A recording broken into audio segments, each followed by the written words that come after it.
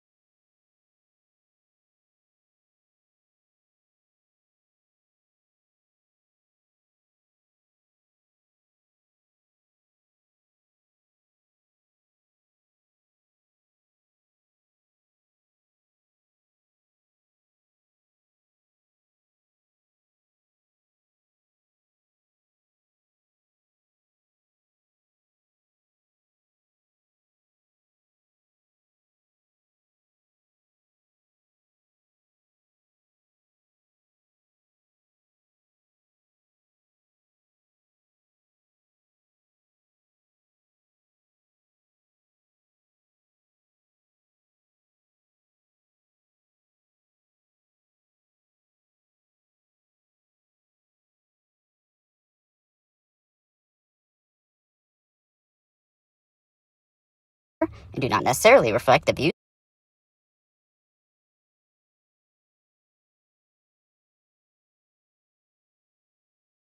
or positions of the sponsor, any advertisers, or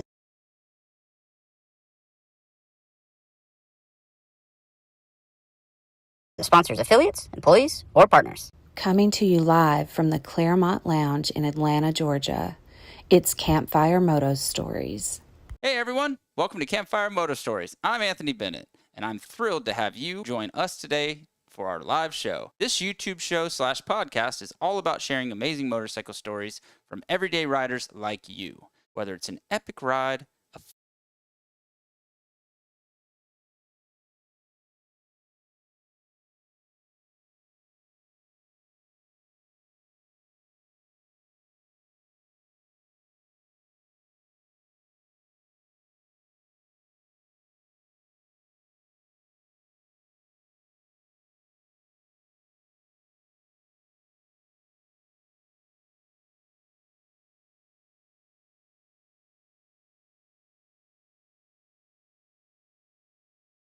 Warning: all stories could be completely made up, and we have no way to confirm that. Any and all names mentioned in the show are most likely fake. We at Campfire Motor Stories are not journalists and should not be considered as much. If you're offended by anything said or shown in this episode,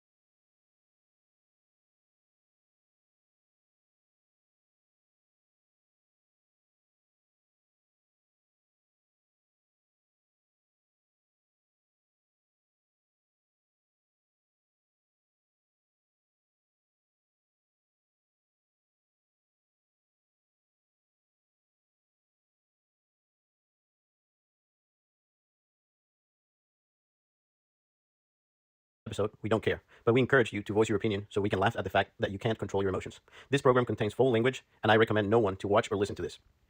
The views and opinions expressed in the program do not necessarily reflect the views or positions of the sponsor, any advertisers, or the sponsor's affiliates, employees, or partners. Coming to you live from the Claremont Lounge in Atlanta, Georgia, it's Campfire Moto Stories.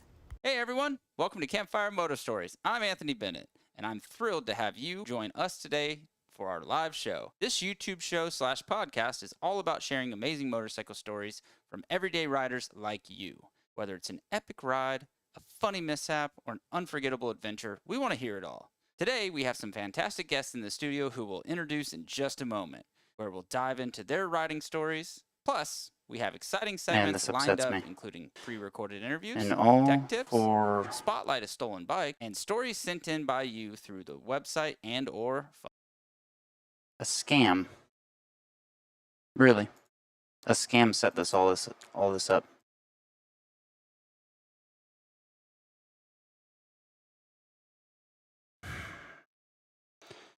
So for some reason, there's not anything coming out of there into here for us to hear. And it should be coming through here. Oh, man.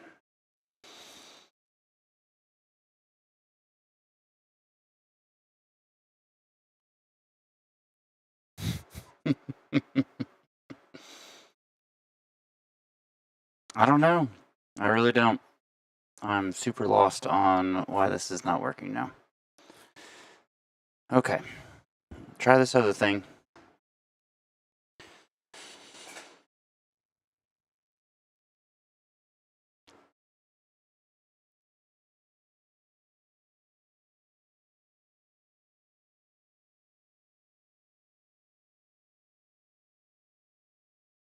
Oh, yes. Studios.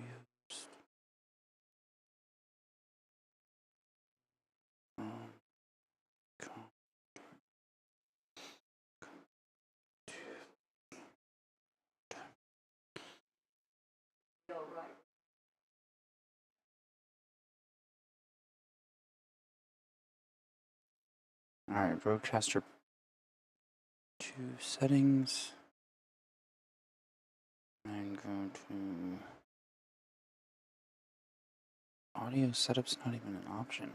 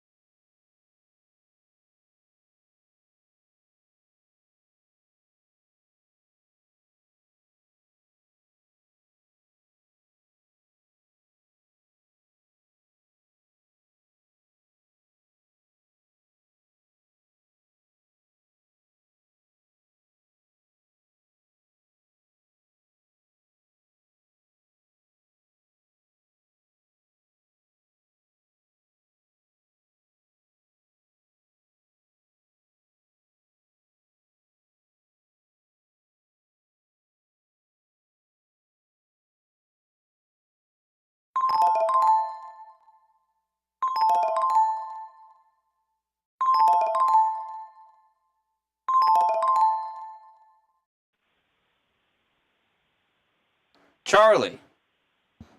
Yeah. I love that you called, but dude, I'm having some really crazy technical difficulties. And Okay. yeah, so I'm trying to get them fixed right now. Yeah, I was looking and I didn't see any movement on my iPad. No, the weird thing though is we can hear you just fine. So Oh, okay. yeah, I don't know what's going on with this, but we're gonna start it soon. And but I thank you for listening, sir, and watching. We'll maybe get you to call back in a little bit.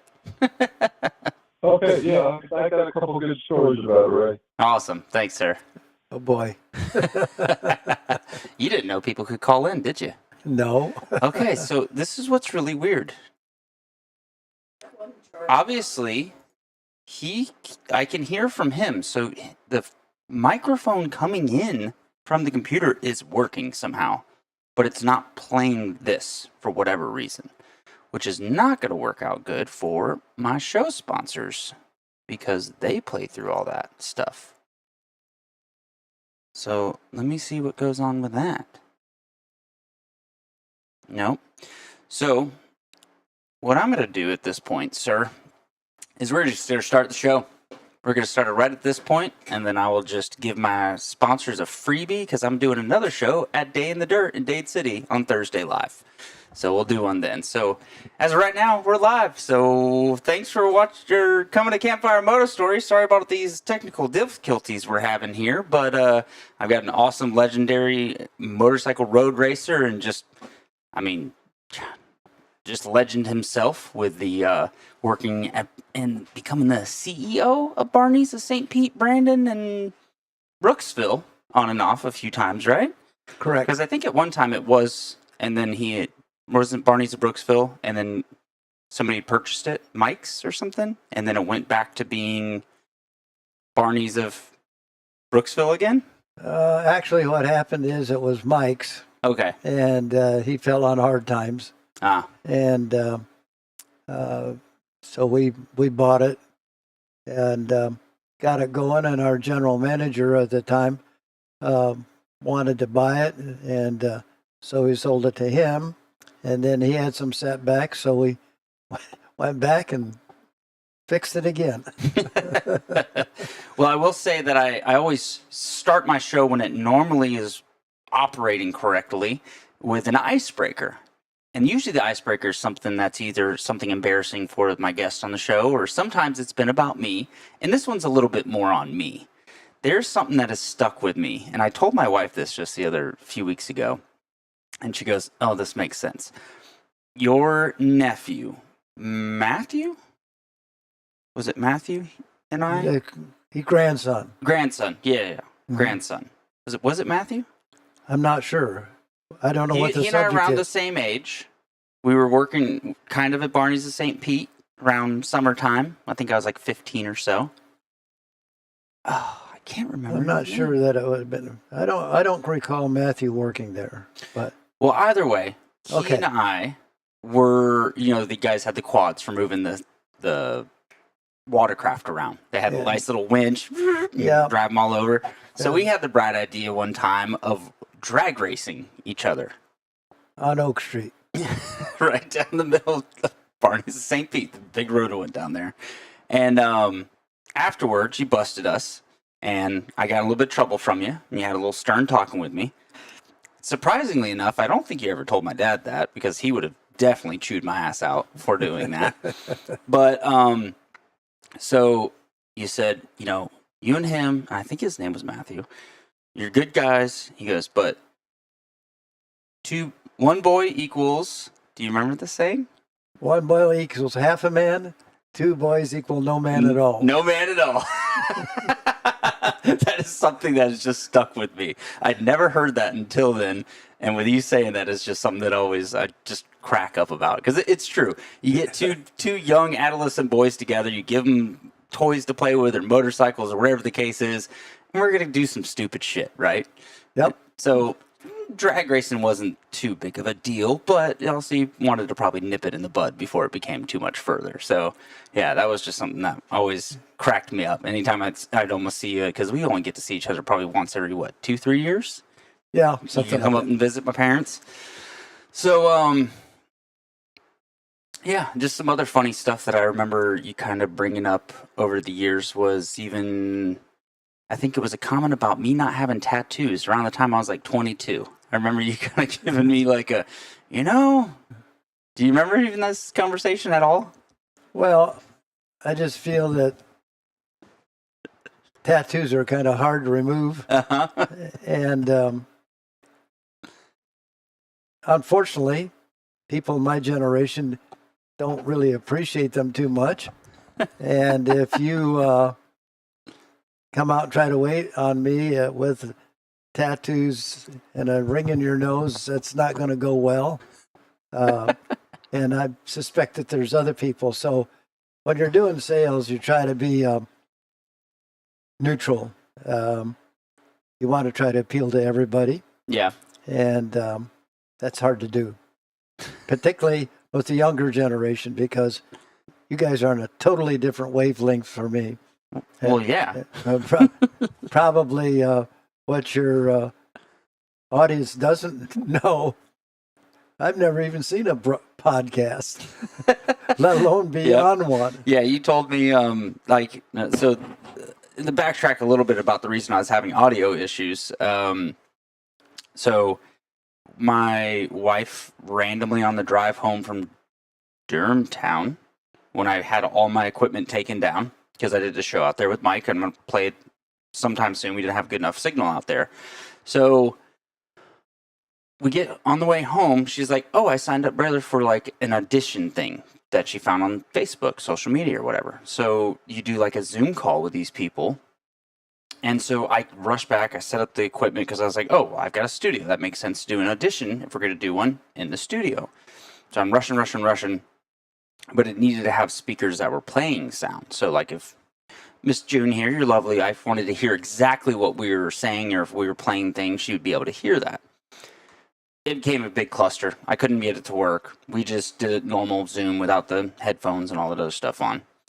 So as it gets done, their thing was kind of even like, are you guys ready to commit like time? Is it financials? And the whole time I'm kind of like, I don't really want my kid to go down this route, but she wants him. Whatever. It's a scam. So the next day, oh, he made it. Let us know which benefit or package you want to sign up for. One is $8,000, one's $5,000, one's only $1,000. And I'm just like, this is a scam. But dude, that was like probably the most professional setup that you could think of for doing this call. So either way, long-winded way of saying why my audio is all jacked up. And also forewarn people, hopefully, if you see things on Facebook or something along those lines about, oh, get your kid some audition. Yeah, if somebody asks you for money, because a friend of mine I work with, his son has actually been in quite a few Hollywood movies, like lead roles. I can say his name. But I told him about it. He goes, oh, yeah, we almost fell for the same thing in Washington, like D.C. Like there was another little scam thing set up there. So again, sorry about my audio issues, but I wanted to go into that long-winded explanation about that. But also, I was roundabout getting to why, when you called me earlier, you'd said what am I doing? I've never heard or listened or seen her podcast, and I was explaining to you, it's literally just going to be us just sharing stories and having a good time. So I'm going to feed you what I can to see what invokes some memories, and you kind of give me some stuff back. Well, there's a lot of stuff in there. Yeah, I just gotta shake it up and get it to get it to fall out. Well, hell, maybe your broken rib story. I think that'd be a good one to start with. Because he's got this thing. If you just pull up a shirt right now, it'd stick up about out to here. Yep. And I remember you telling me it. So I don't remember the race. I do remember there was a bus stop you stood up from at one point. I think that was the third time it snapped out. Yeah, and that was the last time. Yeah, and then you just left it that way. So go ahead. What crash led to that story? Well, actually, it was in Pinellas Park, Florida, and it was a scrambles race. And those things, of course, most of you know what it is, but it's basically motocross without jumps and the big hoops. Basically a cow pasture. And we rode real sophisticated things like street bikes with the headlights out and suspension about 2 inches front and maybe 3 back. But they did have a straightaway there, and it was curved. And so it curved to the right. I couldn't see around a corner, and this was during practice. And lo and behold, here goes a spectator with a wife on one end of a lawn chair, one of those ones where you lay out and lay on it, Yeah. and him on the other. And I'm right in the middle of this, and I'm running at probably 60 mile an hour. I said, this is not going to end well. So I cut to the infield. They had not mowed the grass, and was doing pretty good till I saw a stump, and it was right in front of me, and I jerked the front end up, and I got it over. Back end, not so much. And you just did that. Yeah, basically mousetrapped me. And got back, went to the hospital, and they, in those days, they taped you all up. And I got back to the track, and one of my friends came running up to jump on me and say, "You're back in time. They haven't started races yet." And I jumped out of the way, and that broken end pulled loose, and I went down. And then So it was broken, but it wasn't out? it wasn't out. Okay. So you Yeah. went to the hospital, they checked you out, it was broken, and then they're like, all right, let's and go. And the broken end's passed. And that is fairly painful, by the way. And then I was staying with friends in St. Pete because I really wasn't too good a shape to be transporting back to Lakeland, where I was from. And got up in the morning and walked what ended up being my future wife to her bus stop. And I don't know what I did, but I twisted or something. That thing moved again. And I said, "That's not moving again." It put me down again. So that hurt. Yeah.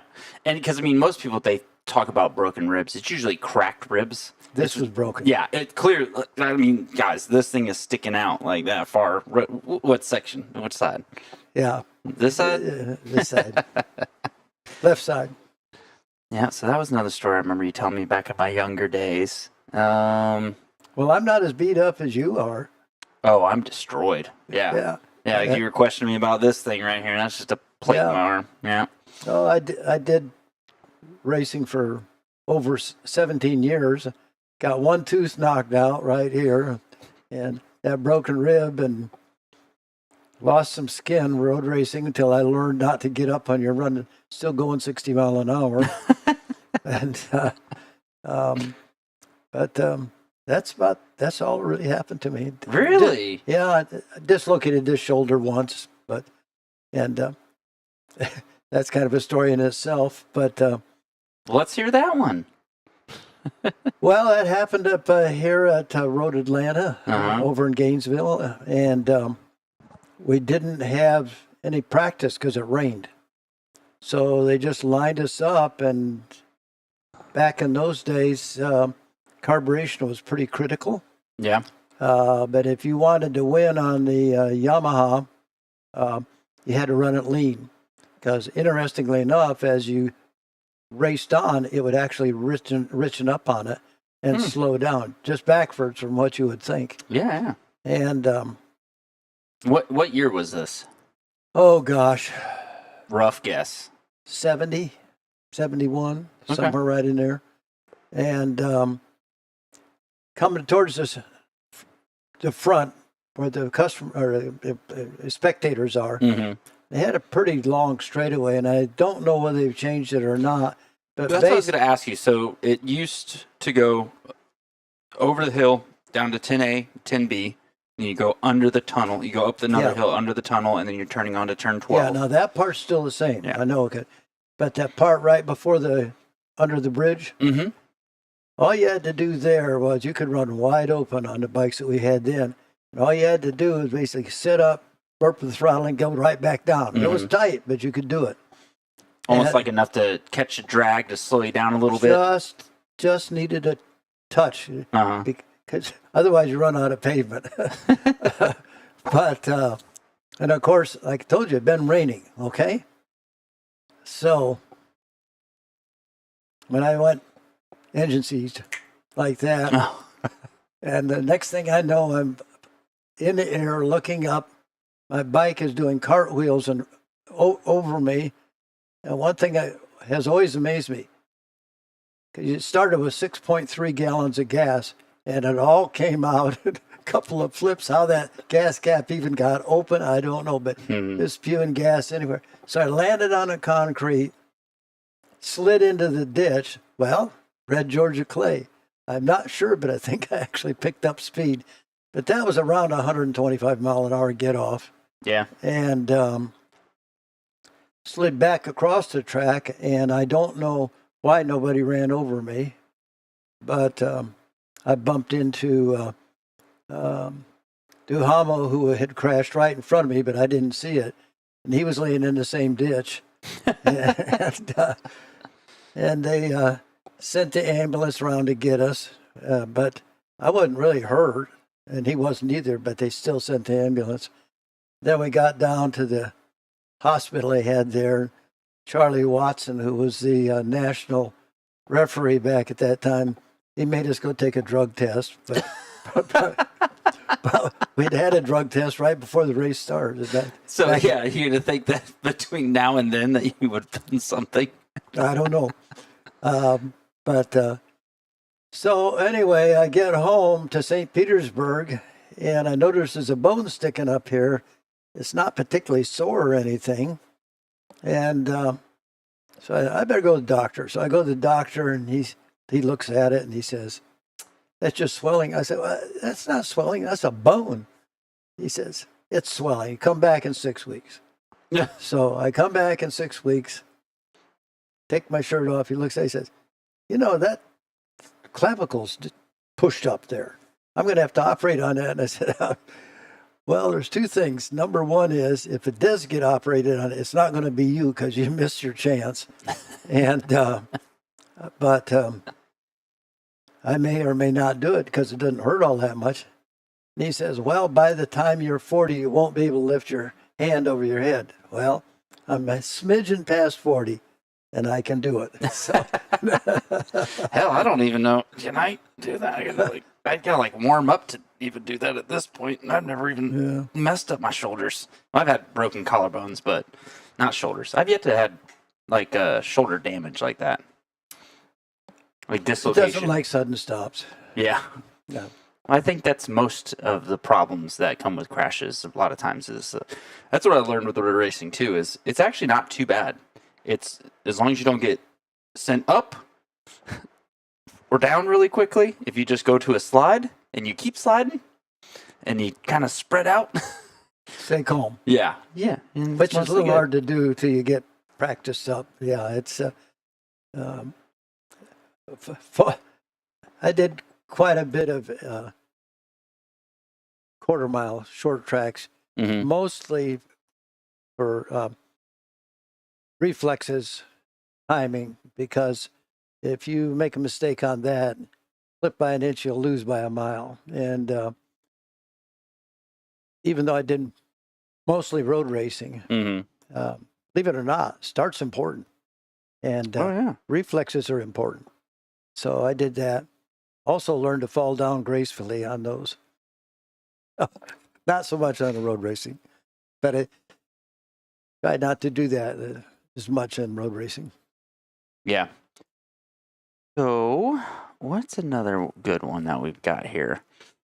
I remember you telling me a story back in the day about Barney. And I don't know who else was driving with you. Oh, yeah. But Tom Carter. Sleeping in the back of the vehicle, and they kept... So, let's go to that one, because I just remembered a little bits of that. There's some good stories of that. It was one of my first professional races in Laconia, New Hampshire. Mm-hmm. And give us a year, too. Paint the picture. Late 60s. Okay. So just a Ford van is all it was. And so we drove up there, of course, and we did the race. And That didn't turn out too well for me because when they lined up to go racing, we won't mention any names, but Clyde James, who is no longer alive, forgot to put gas in the machine. No. So we had to pull it off the lineup and put in 5 gallons of gas. And so I had to start in the back. And I was lucky. They were already going when they slapped The tank on or the put cap the on? cap on. Well, it was a snap down cap. Yeah. Pop. But anyway. Was it this vehicle? Was that the? No. That's a Norton. No, the van. Was it that van? Like that, yeah. Just like it? Yeah. And so I'm full of adrenaline still after the races. And so we start home, and we're going to go straight through. And this is going from New Hampshire back to Florida. Florida, yeah. All right. So that's a quick, what, 16-hour drive? Not 14 back hour? then, there were no interstates. Oh, no way. I've never even thought about that because that wasn't until Eisenhower that the interstate system got put into place. They started on it, yeah. Yeah. There were some sections, but by and large, it was Oh, wow. 301. But anyway. So you're going through every little town, every four-way stop about every 30, 40 minutes? Probably, Yeah. something like that. Of course, you learn to pass real well on those roads. We get about to, I think it was probably North Carolina maybe, but I'm running on adrenaline, and I run out of adrenaline about 2 o'clock in the morning. And so the 2 other guys, they're, of course, you can't do it anymore, but they're drinking beer. I mean, you can. I know. You probably shouldn't, and you're less likely to get away from it. Well, it was a little more accepted back then. Yeah, back then you got slapped on a wrist. Yeah. Now they throw you in jail. But anyway, so I go back and I lay down on the floor to sleep beside the motorcycle. And we're talking bikes, spare parts, All that everything stuff. is just back where you're sleeping, right? Yeah. If they were to crash, it's coming at you. Actually, there's quite a few people got seriously hurt going to races that way back in those days. I bet. There were no seat belts. Yeah. Nah, you just throw everything in, and if you hit anything, it was like a bunch of torpedoes behind you. Mm-hmm. But anyway, pretty soon they bump off the road, and they change drivers. And they woke me up when they bumped off of the road, and they take off again. And I'm thinking, gosh, that wasn't very long. And so Barney, and the other guy was Tom Carter, pulls off the road and he taps Tom, it's your turn to drive. And Tom gets out. He probably goes 20 miles. And he taps Barney, and Barney gets out, walks over, gets behind the wheel, and he doesn't move. Just waits for Tom to kind of doze off. And he goes, your turn to drive. We didn't move 1 inch. I go, oh, come on. So even though I was exhausted, I wasn't as bad as those guys. So I drove pretty much the whole way, actually. So basically you were like, no, you get in the back. I'm going to drive. Yeah. So Todd, your son, had texted me a few different things, and he had said the story about Barney and Herb swapping drivers on the way back from a race, waiting for Herb to fall asleep so he could swap again. So is that's that story, or is that story. like another different one? Okay. No. So you had some of the, and I literally put it like what I had wrote, and then I like just sidestepped that one because I was like, these sound eerily similar. So I figured that was going to be part of that one. Well, that reminds me of another thing. Is kind of a side thing. Of course, we worked most of the time. I didn't race full time. I just raced, particularly as an expert, raced the nationals on the East Coast. Mm-hmm. And but I remember one time we were in a hurry to get going, and so we loaded all the stuff in the van and took off. I kind of left all the tools and stuff that we don't normally use laying there on the floor. Of the vehicle? No, of the shop. Oh, left them behind. Yep. Yeah. Okay. And we didn't need those particular tools. But when we came back, guess where all those tools were? In the bottom of a 55-gallon oil drum. Still had oil in it. Mrs. Barney was a little upset that we didn't clean up. You left a mess. Yeah. So they were very supportive, but she was upset about that. Oh, that's funny. So did you have to fish them out with like a magnet? No, we drained the tank and just cut the top out of it and got them. Clean them out. That was not a 15-minute deal. No.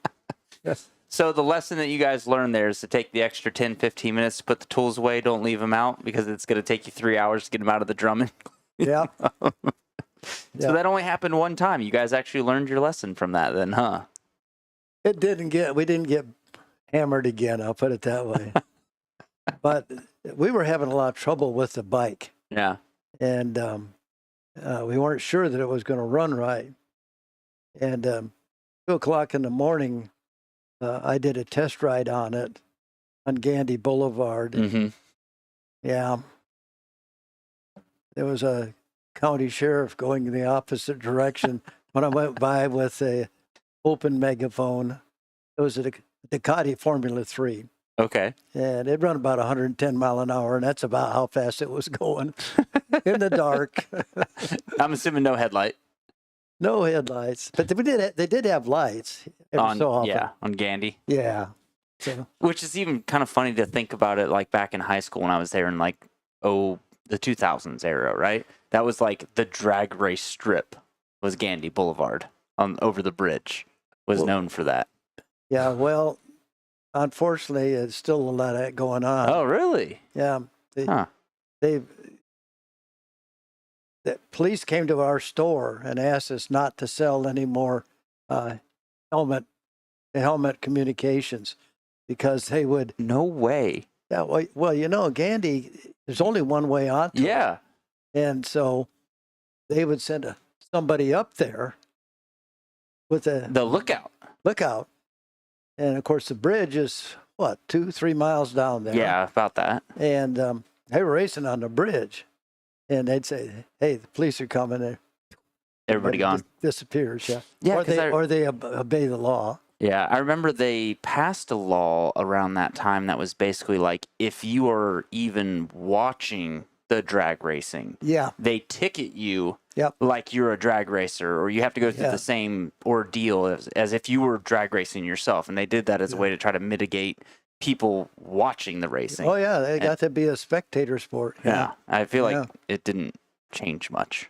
But well, I don't know too much about that. I go to bed at night now. No, you said you're up till midnight almost every night. When I asked you about doing the times on this, Well, that part is true, but I'm not at Gandy Bridge. You had plenty of your 2 a.m. nights there, I'm sure, trying to get bikes running from the stories I've heard over the years. We worked hard. Yeah, one of the things this is something that I don't even know, is kind of a little bit of the backstory to Barney's.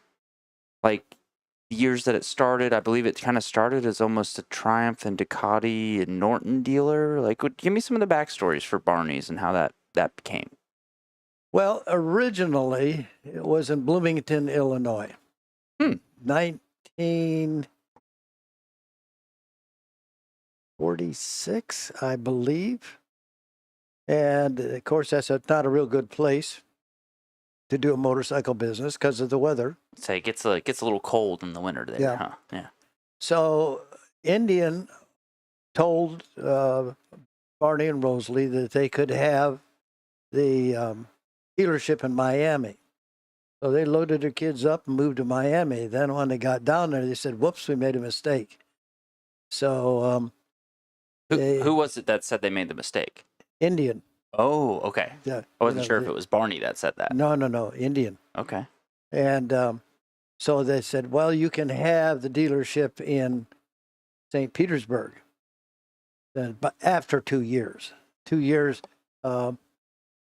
Barney pulled wrenches on cars, and Rosalie worked a ice cream store. Really? Yeah, and she said because In Miami or in St. Pete? in Miami. Oh, okay. Yeah, and in 1950 they moved up to Miami and to St. Petersburg. Yeah. Yeah, and the place that they got was just an old bar, and the back part was a dirt floor, and they had a pole barn next door, and they went into business. Barney was good at building engines. Suspension packages, not so much, but I feel like you learned that the hard way, but well, yeah. Anyway, they got a fairly successful business going, and I was in Lakeland at the time, and I was riding for the dealership in Lakeland, and Barney's machines were always faster, but the guys couldn't ride them. So just beating the heck out of them all the time. And then I decided, well, enough of this foolishness. I'm going to college. And so I did. And I didn't ride a bike for 2 years. And mistake, probably. My dad was a builder. He wanted me to be a builder. And they had a course at Michigan State University that was called residential building, and it was architecture and business management. Well, I was into that for 2 years, and I came home at the end of my second year, and my dad says, "I'm sorry, I'm broke. I can't afford to send you back." I went, I didn't want oh no, Dad, I'm so disappointed. Well, I had some trouble adjusting because I was really a Florida guy. Yeah. And when you get up there, there's no sun from the 1st of November until May, and it depressed me. Plus, remember, no interstates. So you didn't just come home once in a while. You couldn't just like FaceTime your friends back in Florida or get on the internet to talk with some of your buddies? No, as a matter of fact, making a phone call was somewhat of a project. It really was. And anyway, I had worked in a bike shop that had sponsored me in Lakeland my last year of high school, and up at Michigan State. I put together bikes and stuff for extra money.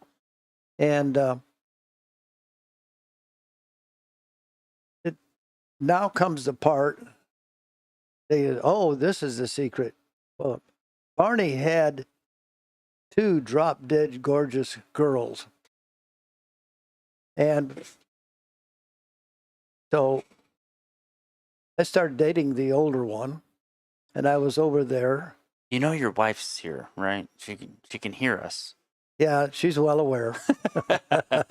I know. I was gonna get into that actually down the road, just by the time I met you guys. But yeah. So anyway, I was unemployed, and Barney said, "Are you doing anything?" I said, "No." He says, "Well, I got a mechanic going on vacation. You want to fill in him for 2 weeks?" I said, "Man, he's good. I'm not that good." He said, No. I'll do the hard ones. You just do the easy ones." I said, "Okay." Well, at the end of that 2 weeks, they decided to go on vacation. They supposedly said, "Well, I'm going to teach you to do parts." I said, "Okay." So I got one afternoon in the parts department. Wasn't too bad. Looked this stuff up in the book. It had the price on it and sell it. The old microfiches you had to put There the were thing no on. microfiche. None? No. What did you guys look up parts with back then? In a book. You know, those I thought the microfiche was outdated from It is. early. But that was that was what I do. upscale. No, they Oh, printed great. they printed a book.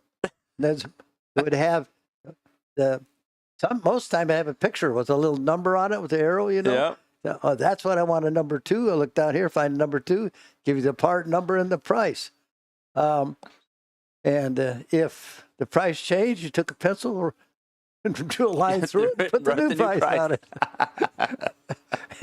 And then you had these things, you got a receipt. It was a thing about like that.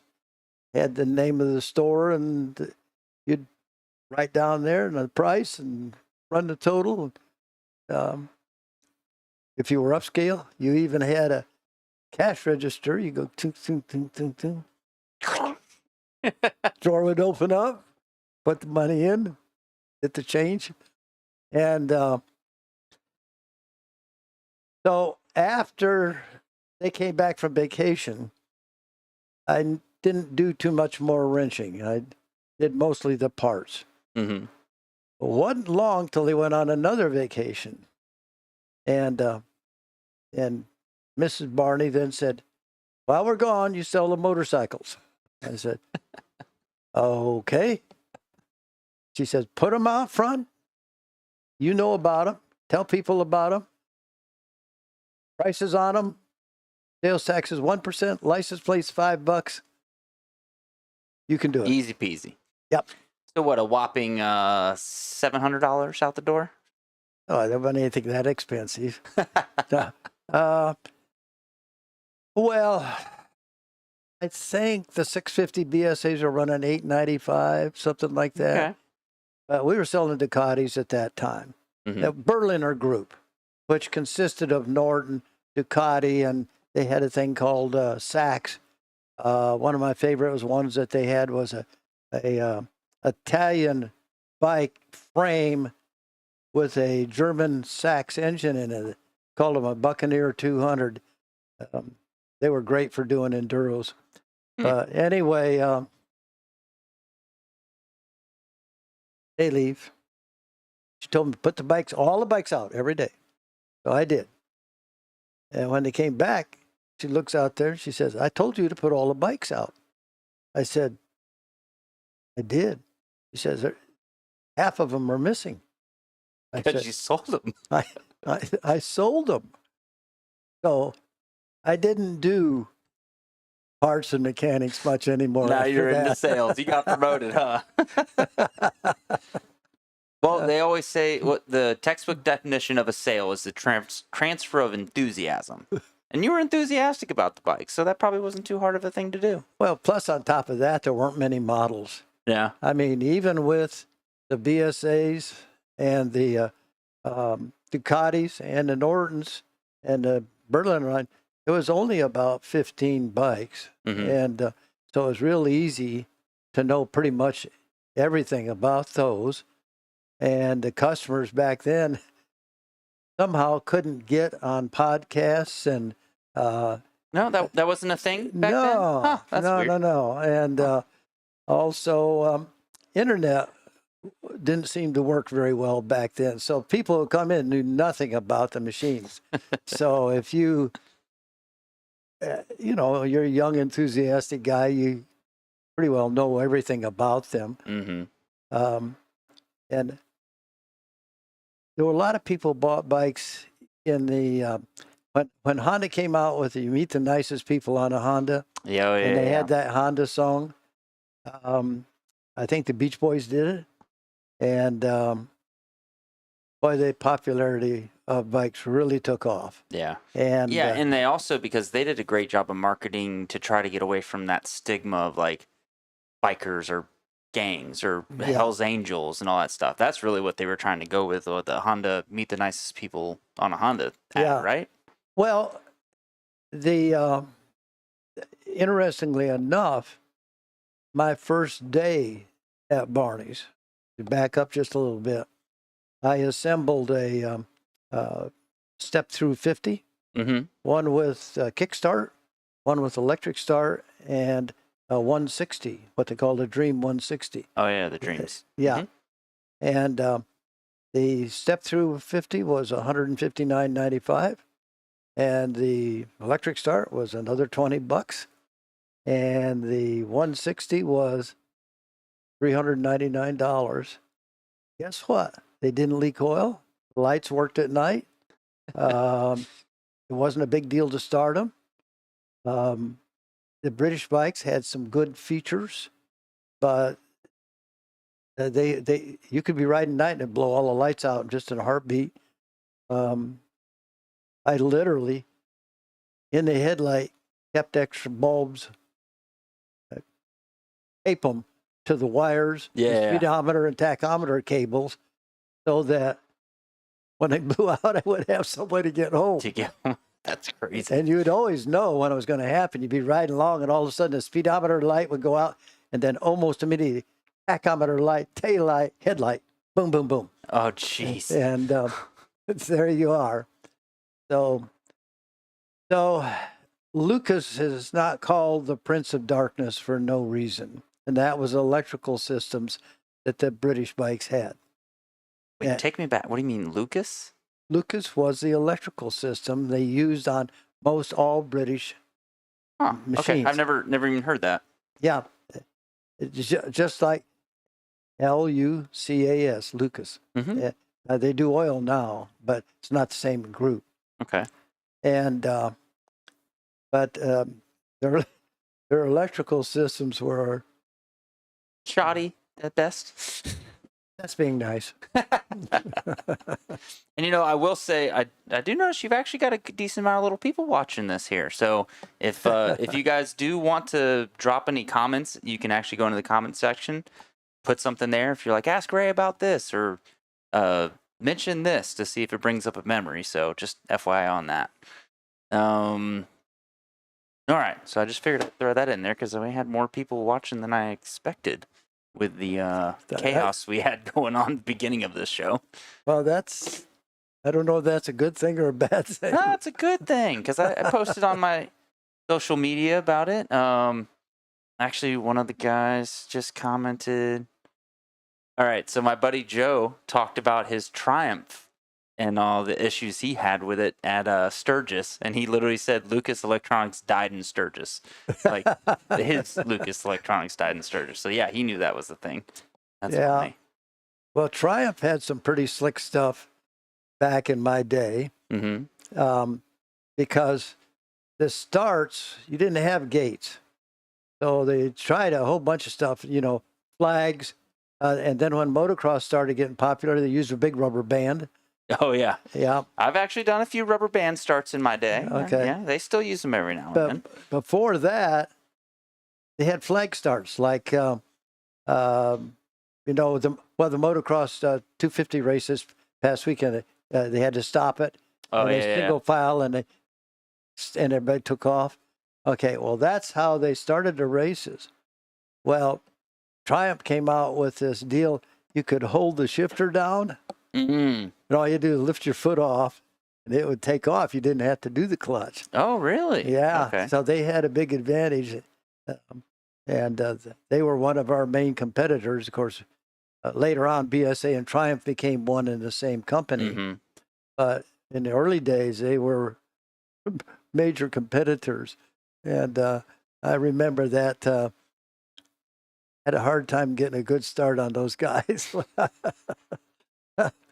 And honestly, this is probably a very much unpopular opinion, but I think it'd be interesting, not so much in motocross because you've got a lot of room in the most parts to play with, but for supercross, to do starts like road racing, because then that's a whole 40-man lane that you could make a track with, It'd be interesting to see if they were to do, paint marker start like they do with road racing grids, Well, the reason they do that, and I happen to be real familiar with the reason they do that, there were several really bad crashes on the starts, particularly at Daytona and Talladega. Interesting.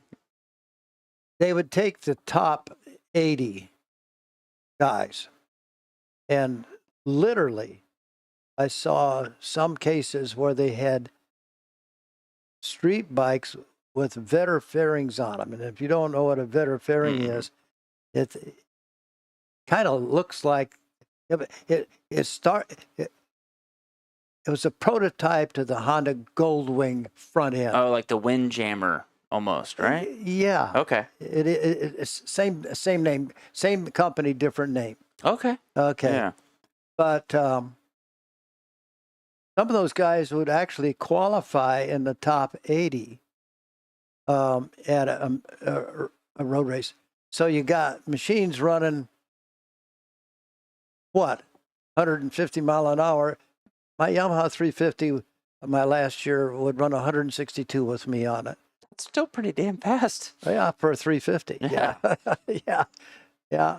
And anyway, let's assume for some reason that a guy that's running 120 mile an hour is unable to qualify in the first group. Well, they put him in the back. Oh. So you got these machines that are run maybe 100 mile an hour, and he's running Right up them 120 really quick. and runs into the back of them. There'd been, I think Daytona, I think there was a guy killed doing that. So that's why they went with the waves. 20, 20, 20.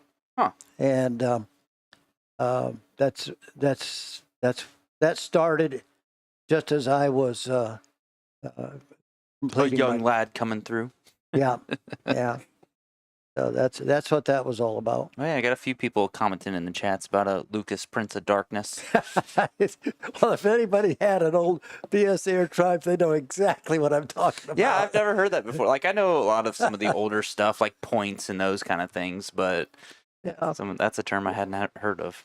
Well, points, I kind of like those because if it gets screwed up, you could take a file or and carry it in your wallet, sand them, then you could stick something in there and clean it, and you could go again. Now, if your CDI box goes out, you're SOL. Yeah. you're done. And that's not too often that they go out nowadays. Like, there's been plenty of No. times where I've chased a thing and somebody's like, it's a CDI, it's a CDI. And it's almost was never the CDI, you know? It's always something else that's kind of crazy. Well, the machines that are available today are just unbelievable. Oh, yeah. Yeah. Unfortunately, so is the price. And I'm a little concerned for our industry that our manufacturers have kind of lost track that this is a fun thing. This is a sport. It's not a necessity. And I'm afraid that with the push, sell more bikes, more T-shirts, more helmets. They're pushing the dealers pretty hard. I'm concerned that they're going to run the young guy that sold the motorcycles while somebody was off into doing something else. And Yeah. in other words, it's a fun thing. It's an enthusiast business, and I'm a little concerned that they're pushing too hard. Yeah. Well, and even so, like, if you think back in early 2000s, right? There was the R6 and the R6S, you know? Okay. And that was the somewhat few-year older model. Some updated stuff, too, to be a little bit better. But, you know, not everybody wants the latest and greatest, but they might still want a bike that's reliable, like the Yamaha was back then. Yep. So I feel that they need to do a little bit more of that, and especially the off-road side of things. Like, hey, you might want the YZ, but why not offer this one that's a few steps back, but still that for a whole lot more to get somebody in that price point? Because it is $10,000 Yeah. for a dirt bike.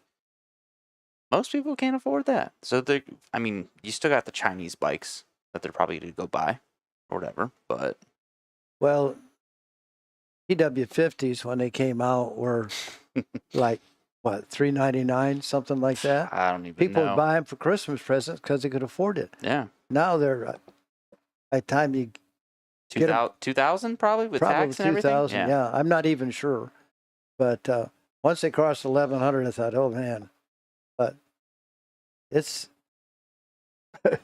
It's bulletproof. Yeah. The first one that was ever built probably still runs right now. Well, the air cleaners on the first ones were not too Too good. Yeah. And I guess you get away with that, but not in Florida. Well, I know I probably didn't even tell you this at some point, but or maybe had like Brailer's PW50 I got for him. I wasn't not same thing. I was like, I'm not spending that much for a new one because I wanted to get one to keep forever. That if he wanted to keep and pass down the road, cool. So I just put on Facebook Marketplace as soon as Megan found out she was pregnant, like a search. So if a PW50 pops up, notifies me. Okay. And then I found one for like $800, 40 minutes away that looked brand new. Is that a pink one? No. No, it was a 2017. Oh, that's pretty Yeah. good. And this was good one. 2000, I think 19 or it was 20. He was like 9 months old. But I had been searching 9 months prior, so for 18 months until I came across that one, and then hit him up and, gave him a sob story, talked him down to 750 from 800. You know how I am. So went and got that thing so he can just keep forever. Because you're right, there's no way I can cough up $700 that I'm gonna just let sit for years and years and years. But I'm not gonna spend $2,000 on one. Yeah. So. But especially it's the same bike. They haven't really changed other than some fork updates and a few other things. But they haven't really changed that bike almost since it was made. They put a decent air cleaner on it finally. Yeah. What was the deal with those? What was bad with them? It was a small screen door at the beginning, and it just didn't filter worth of food. So like in Florida, it'd just be picking up, or the sand would get right through it? Yeah. Oh. Well, it didn't have any capacity, so that it penetrated sooner or later. Yeah. And of course, air filters, first thing that Dad wants to do when he gets home. So not so much. Did those things come with a washer in the Yes, exhaust? they did. Yeah, even back then? Yeah. You had to pop that thing out almost immediately. It was that, and there was something else that they did had to throttle restrict. restrictions. That's what it was. Yeah. Yeah. Something else was saying some stuff with that. All right, let's get into some other stories. I got people wanting to ask about the Daytona race. I know we're going to want to get into that. I do think I should kind of talk about I guess it would be about the time that we had met. My dad had sold his Honda dealership in Leesburg and was around the house and getting crazy. And I think you called him up and was like, Scott, what are you doing? He called me up. He called you up. Okay. Yeah. He says, I'm bored. What do you got? Can you give me a job? And I said, yeah, this talented guy. I can do this. He's a service manager, right? Is that what he went there as, or did you just put him in sales? He was in sales. Okay. Eventually went over to be service manager, I guess. And of course, your mother came with that package too. Because she was bored? Because they both worked at the Honda I don't dealership know together? whether she's bored or not, but she showed up. and so we put her to work in the office and put him on the floor. And except that, I think he called me on a Friday or Thursday. And he said, I can't come until next week. I'm doing something. I said, okay. On that Sunday afternoon of about 4 o'clock, our store burned down. Oh. So I'm remembering that timeline different then. I thought he was there for about a month or two. No. And I thought that he was in service at that time because we were on vacation in Texas. I think that's what you're when talking it about. Burnt down. Yeah. So it was he might have been there for a couple of days or something, and I was not hadn't assigned him. I'd have to ask him. Mm-hmm. But he's watching. He'll probably chime in the comments about it. He's already said a few things. But anyway. But yeah, so because I just remember I never got to see the old Barney's. It had burnt down before I've ever been there. So the only thing I got to see with it is pictures that were in the museum forever. So that's all that I kind of got to live by it through there. I remember finding a pair of like Tech 8s that I got for free because of the fire. Yeah. But every time I took my feet out, it smelled of ash. So I was like about on the verge of throwing up. But I was like, free Tech 8s, hell yeah. Like you let me rummage around. And I'm like, yeah, whatever you find, go for it. So I got to kind of walk around that after it had been burnt down. Yeah. I'll guarantee you, you will never forget that smell if it ever happens to you. Yeah. And that was lightning, right? Didn't lightning hit the box? And that actually is what caused the place to burn down? Yeah, there were a couple of mistakes made there. We had 3-phase going in because the service department was in the east end, and the lightning hit the wire that runs between the power pole and the store, and it was pretty amazing, actually. Unfortunately, of course, the insurance companies are concerned that it was a financial fire. But as luck would have it, our insurance renewed in November. Mm-hmm. And that was a time when we had just getting all 3 stores going. And when I'd leave St. Pete at night, I'd always walk around, make sure there were no machines running, there were no coffee pots running and stuff like that. I said, I don't think that's probably happening in all the stores, at least not every night. And so I asked the insurance company, I said, what kind of insurance do I have? Do I have Cadillac insurance or Volkswagen insurance? And he says, you've got Chevrolet insurance. And I said, well, how much is it for Cadillac insurance?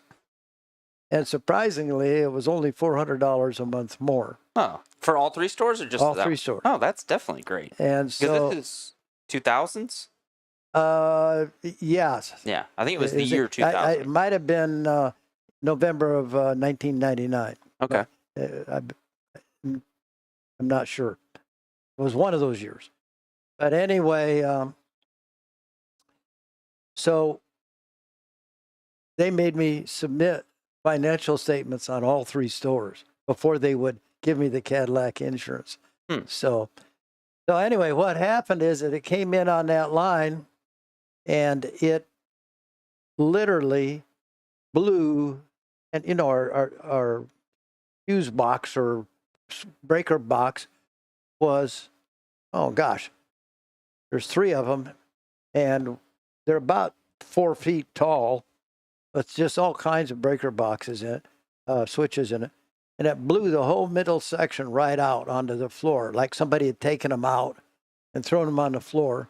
And the fire marshal said, well, that's what happened then is all of those... my dad's calling in. Okay. What happened then is all of those lines that are designed for 120 are taking 220, and it literally melts the coating off the wires. So it was like an octopus on fire. Oh, geez. Because I specifically remember my dad saying he was in service and he was worried that it was something he left on or did when he got the call we were in Texas that it caught on fire. But then it turns out it was on the other building. So he was certain of that. Is that right? No. Yeah, that's pretty close to it.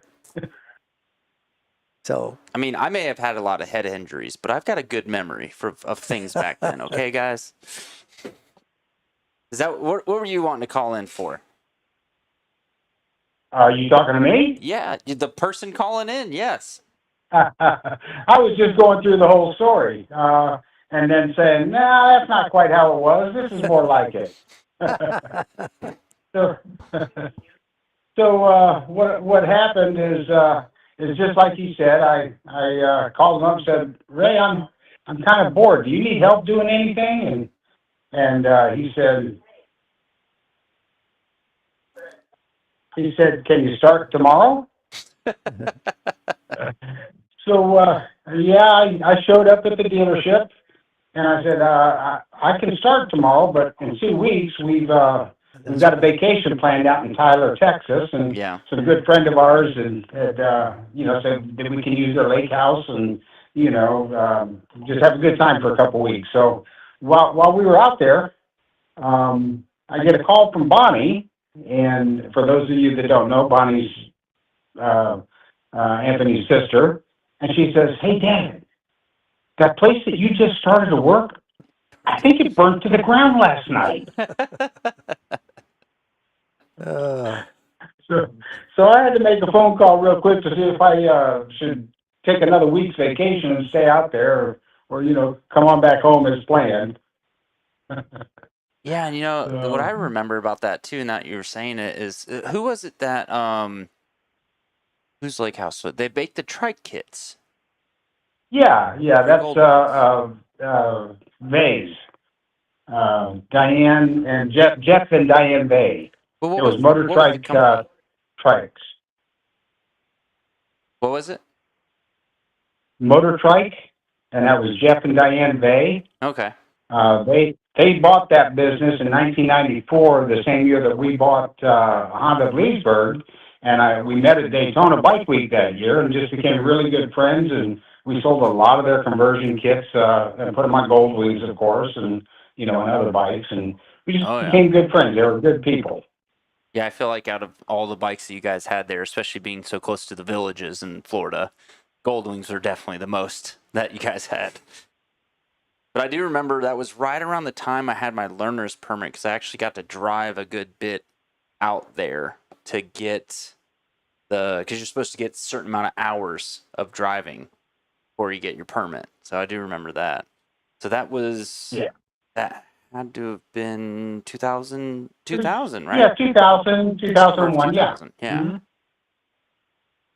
But, well, yeah, I mean, since you're on the horn, you got any other stories that you want to bring up about it? Maybe you and Ray memory stories? Because, I mean, other than on the golf course, because that's most of the stories you guys have had in the past 10 years, probably. Oh, my gosh, I don't think I can play golf anymore after today's game. Is that why your back's jacked up? Because Ray made you play golf? No, we were out there playing, and, there was a snow or a frost delay, and we were out there at the tee time at the correct time, and watching who the other two people that signed up to play with us are, because it was just us two. And there were some college kids that came up there, and you could tell, man, I don't want to play with these college kids because they just kill the ball. And when they were stood behind us, and then another golf cart came up, and the starter said, "No, this is who you're playing with." And there was a couple of little Asian girls. Mom was with them in the golf cart, and we're like, man, okay, because we just can't keep up with those college kids. Let me tell you something. Did they embarrass you? These were two sisters. One was 11 years old, and the other was 13. They're 6th and 8th grade. And these girls teed off the ball 200 plus yards, as straight as can be. I've never seen anything like it. Ray and I were like, oh my gosh. Give us the college kids. And No, gee whiz. But it was, so we wore ourselves out today, but we got to see why golf is so popular. These two young ladies in 6th and 8th grade, when they get into high school, they're going to be on a pro team, and you'll see them on the television on the pro tour. I guarantee you. You remember their names? Yeah, that was golf today. it's their hard names. What was it? Man was the basic name. Yeah. And each one had a different beginning. But that 11-year-old, she couldn't. I don't think she could have weighed more than 80 or 90 pounds tops. She wasn't real big. Well,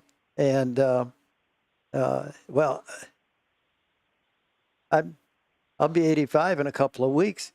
So we play from the tees that are further forward. I'd like to start at the edge of the green. But anyway, that's where except we can't chip. She played from the same driving blocks that we did. And you would think out of 18 holes, we would have beat her once. No. No.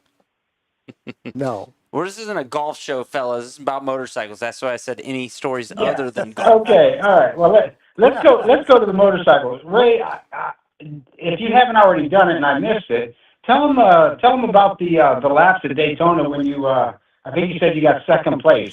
We're You gonna get walked into me that through for that sure. a few times, and it was an amazing story. Yep.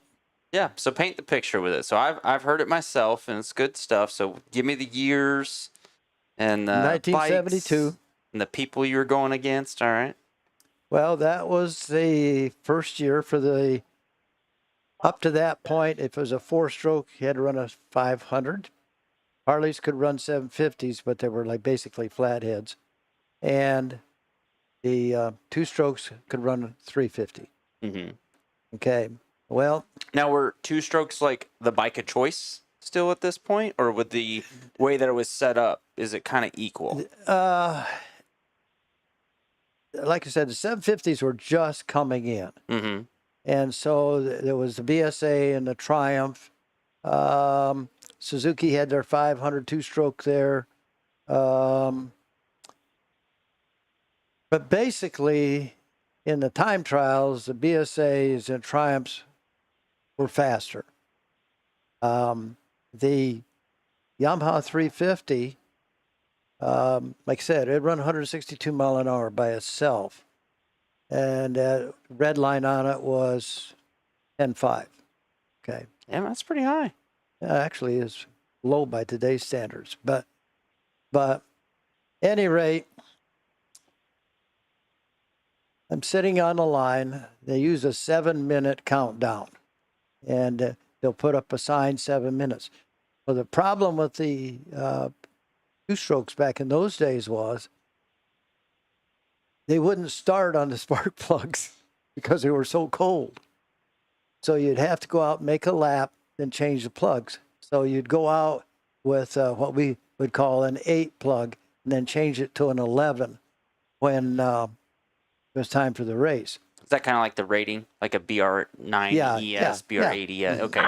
Yeah, exactly. So anyway, you put that 7-minute sign up, and you go out and make one lap, come in, and then mechanics have to change that spark plug, and of course it's red hot, and you're nervous it's going to not get done. And in the meantime, those boards are changing 5, 4, 3, and anyway, you're sweating that, and I'm sitting there on the line, and I think I qualified on I think it was the second line, might have been the third, but I'm thinking to myself, these 750s in front of me are going to blow me away. And they told me not to cook the clutch coming off of the line, but I'm either going with them or I'm going to watch the race from the pits. And they took off, and I took off with them. And they didn't have that chicane in the back there like they do now. So you ran from off the grid out onto the main oval all the way around. And we were all drafting each other. And I don't know how fast we were going. But that bike, I told you, had a red line at 10.5. Well, it was at 13.5. And it was shaking. And the good news was it stopped faster. It could corner better than the 750s. The bad news was it wouldn't accelerate with them. So if you could hang right on them and stay drafting, you were doing. Well, it's 52 laps back in those days. And the 750s could only go about 17 laps before they had to have fuel. And we figured out that Yamaha 350 would go exactly 100 miles if you got it right. That you on a Like pit the stop. jetting had to be good too? I'm sorry? The jetting had to be like spot on kind of thing? Well, the bike wouldn't be competitive if the jetting wasn't on. Anyway, so those 750s all pulled in for gas at around 17 laps. And I was running in 7th place at the time. Voila! Now I'm in first, and I stayed in first place up to lap 50. And then Dick Mann, who actually helped me quite a bit when I first started racing, sucked Emde up to me because Dick Mann was on 750 BSA. Emde was also on a 350 Yamaha. Sucked him up to me. And I said, well, he's right on me. And I know the guy that goes onto this oval first is going to lose. And so I outsmarted myself. I faked overshooting the horseshoe, let him slide underneath me, and I stuck my nose right on his tail and got out on the oval and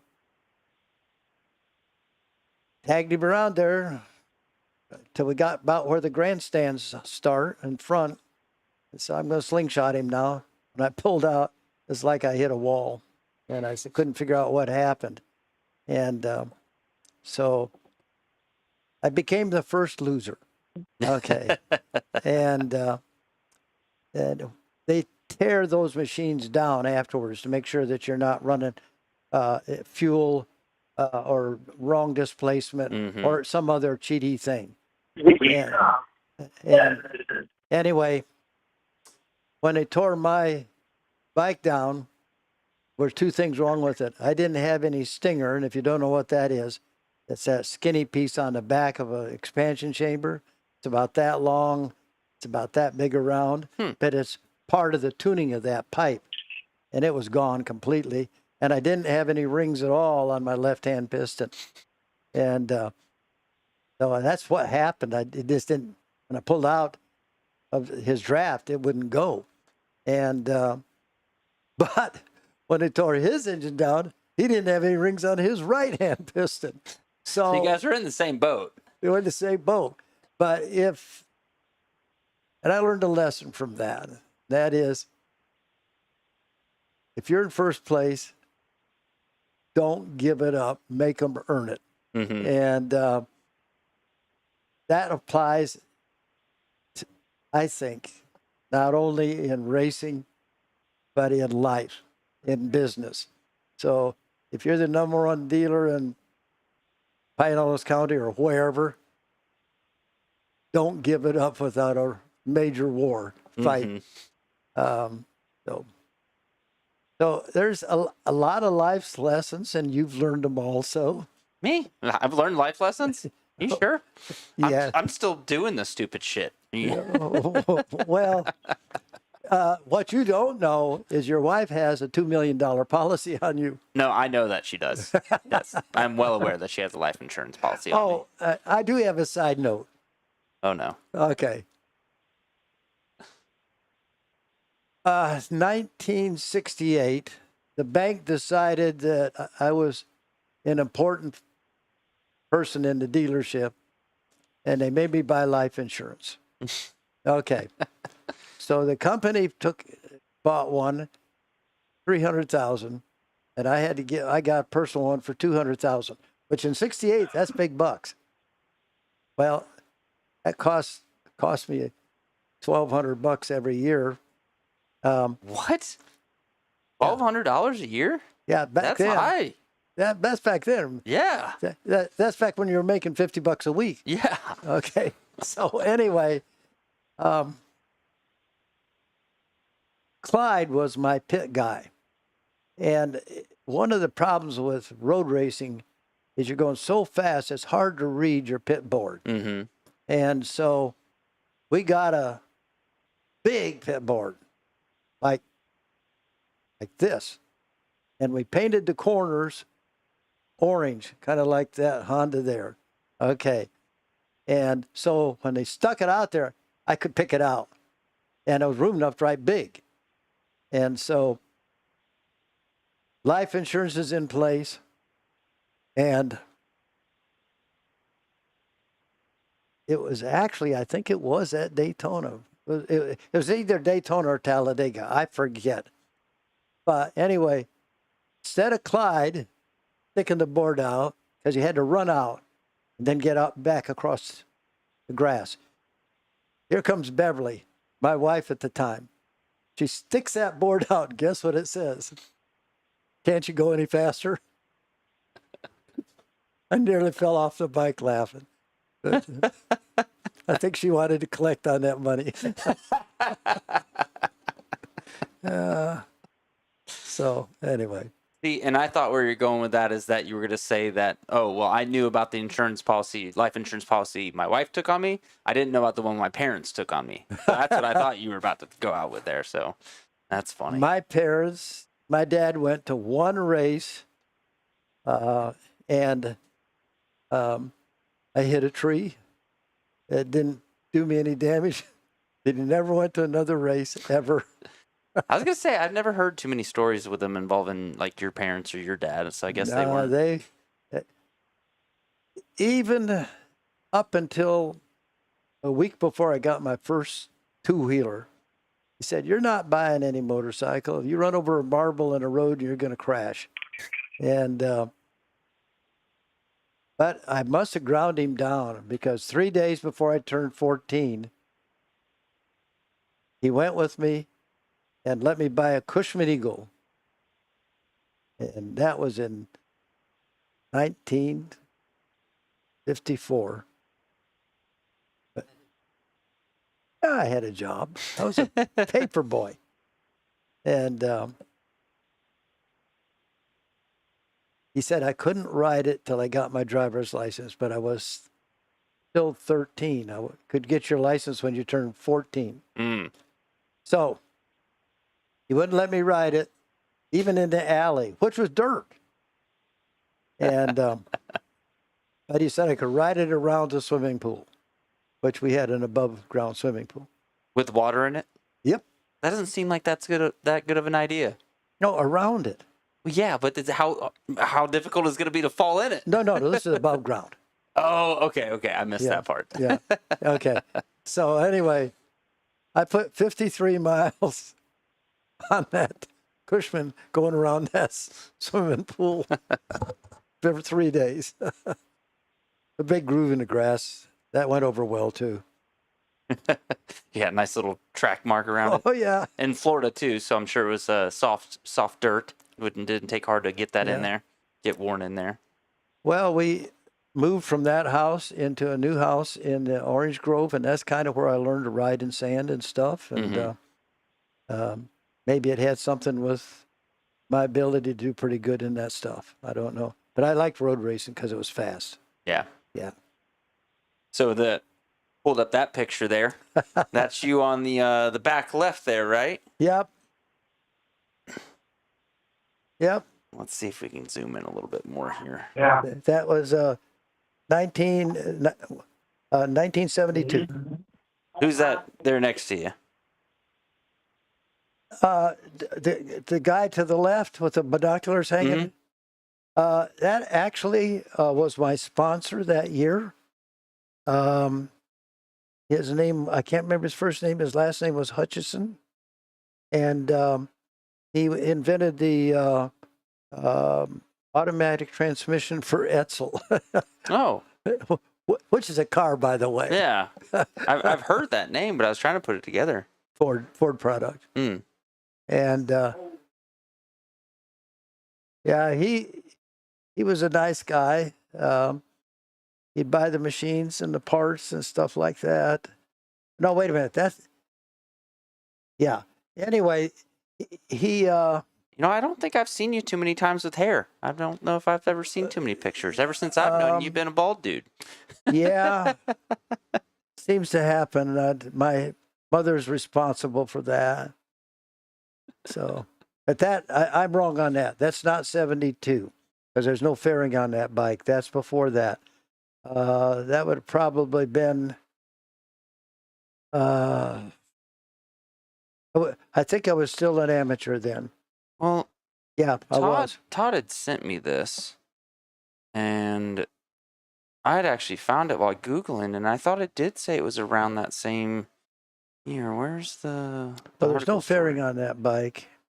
So, and my leathers that year, I believe, were white. I think that's the No, year. this said that this article that was posted was basically saying this is the 50th anniversary for the Daytona 200, Yeah. 1972. So was 1972 the first year of the 200? No. No, because I see That has they're been talking about forever and ever. 1948. Yeah.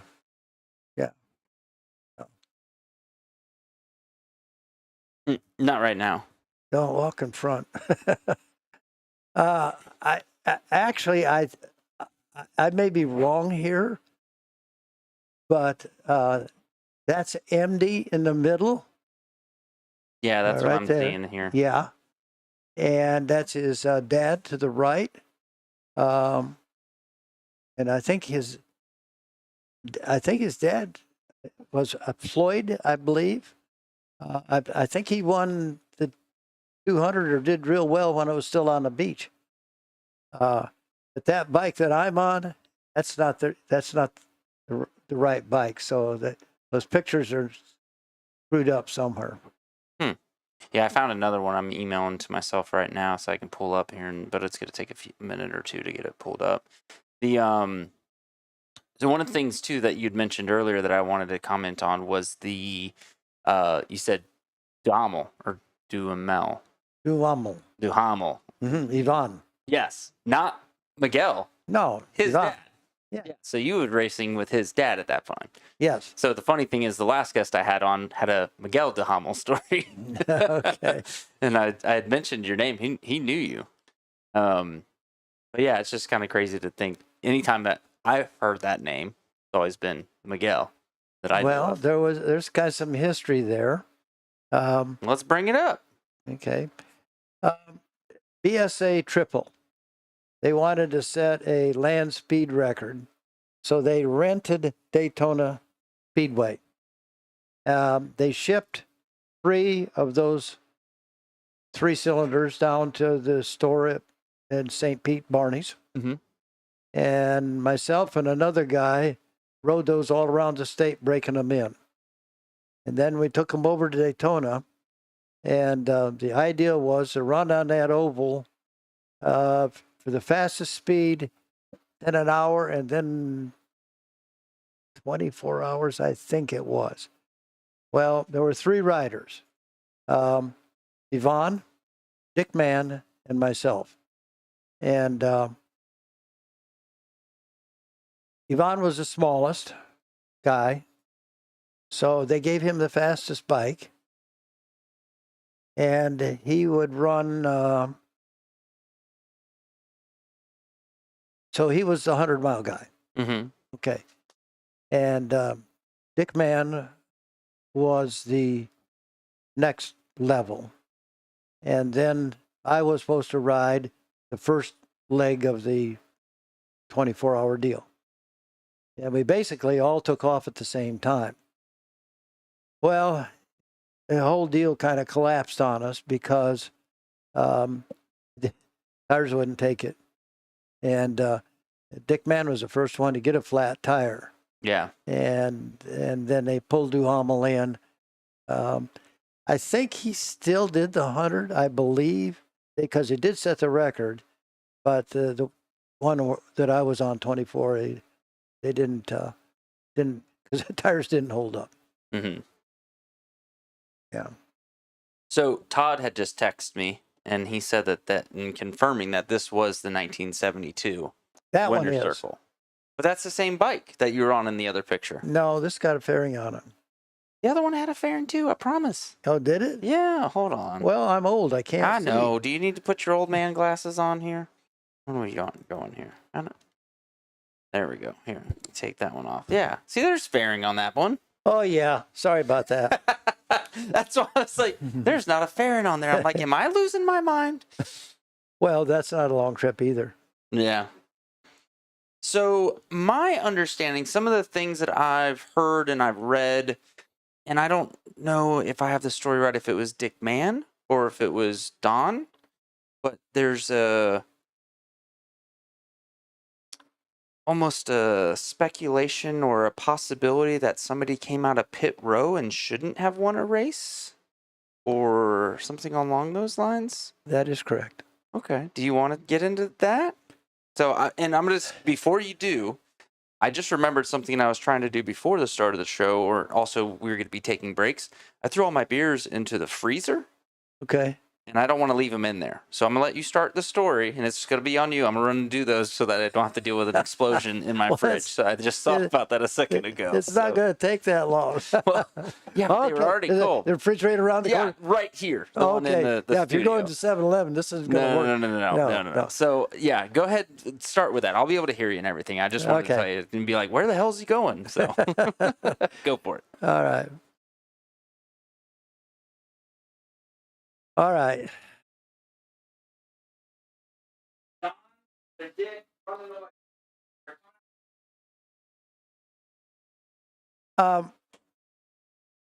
I read the book. My main mechanic at that time, which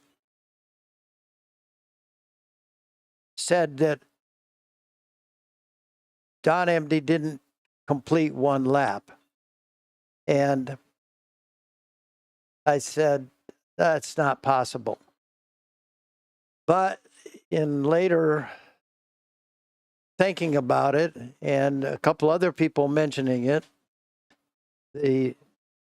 remember that we didn't have any transducers or anything like that. Mm-hmm. And so they had people in like a open stadium trailer thing. And when you came by, they would mark your number down. And that's how they kept track of who was leading, because this is 52 laps with pit stops and things going wrong.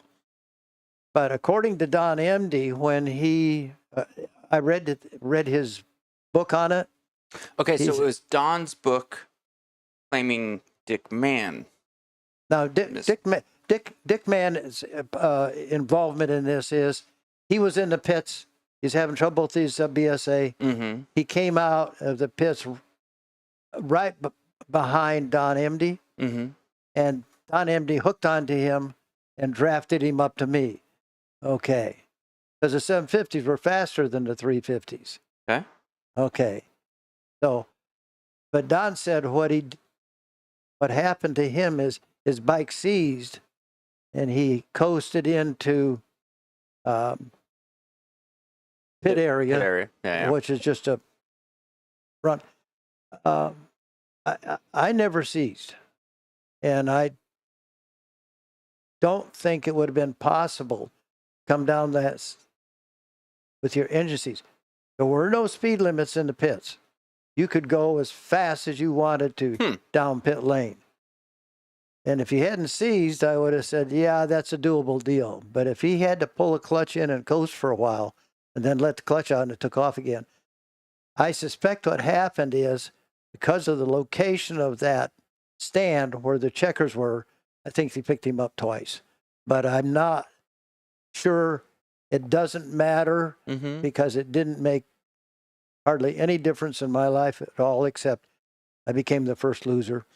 And and Don Emde was a journalist student and went on to become head guy at Motorcycle News, I think it was, and for many years. So it launched a whole career for him. It wouldn't have changed my life one bit, not a bit, except for the ego. So the eagle. Ego. Oh, ego. Ego. Yeah. I must have eagle on the brain because something. It's funny. Charlie Howell had texted me right before, and I don't know, Charlie, if you still want to call in or not. Definitely let me know if you do, or I'll look for you to call in. But I had thought about this before when you were telling earlier stories, because my parents were a big part of the Golden Eagle Motorcycle Club when I was a little kid. Yeah. I was there every single Friday with them. They would actually drag me along. And but I remember they used to do races back in the day there. Yep. And I do recall you telling me at one point that you would race there. Many times. So what's some of the stories that you kind of bring up from that, or what can you kind of remember? Because that was just mostly flat track. If I remember right. That was a scrambles track. Okay. Yeah, it wasn't very rough, but it was a dirt track, a scrambles track. fairly short. Well, that was one of the places to race if you just were wanting to knock around. It wasn't an important race. It was local racing, amateur level. But I'd like to go there because good advertising for the business. And but there's only two things that really strike me that I remember distinctly about it. They were very gracious. That when Barney died, and he was quite young, they held a memorial race there for him, and so that was a big deal, at least for our family. Mm-hmm. But I had some battles with a gentleman out of Lakeland by the Emery Hayes, I think was his name, and he was riding a Sportster, and so you can imagine a Sportster on a scrambles track. Yeah. But he was good, and That's not like Josh Hayes' dad or something No, like no, that, no. right? Okay. No, I was going to say, that'd be kind of no. crazy. Anyway, I was riding the Norton for the very first time, and I said, I was right on him. I said, I got this guy lined up. I'm going to blow him off right here. Yeah. Next thing I remember, I'm at the zoo in Tampa talking to my sister-in-law, and it's like 7:00 at night. and I guess I lost that thing, and it knocked me out. And I asked people what happened, and they said, well, you were just laying there, and Barney walked over there and poured a beer in your face, and you got up. So, Charlie, turn Hello. the TV down. We can hear the background noise. Okay. But Hey, that's great show. we call that time travel for us road racers. You just time travel to the Yeah. future. well, I have a notion it's not good for you.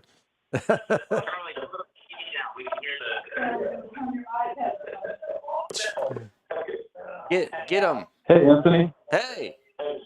You got to turn the volume down on the other thing, Charlie. These damn old people calling in. We're Not all know how to work the technology. Jeez.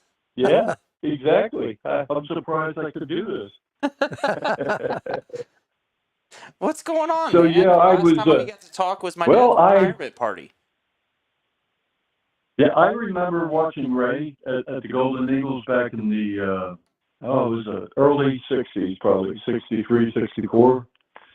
And some good races there. And if I remember right, they first came out with the Boltacos right around that time.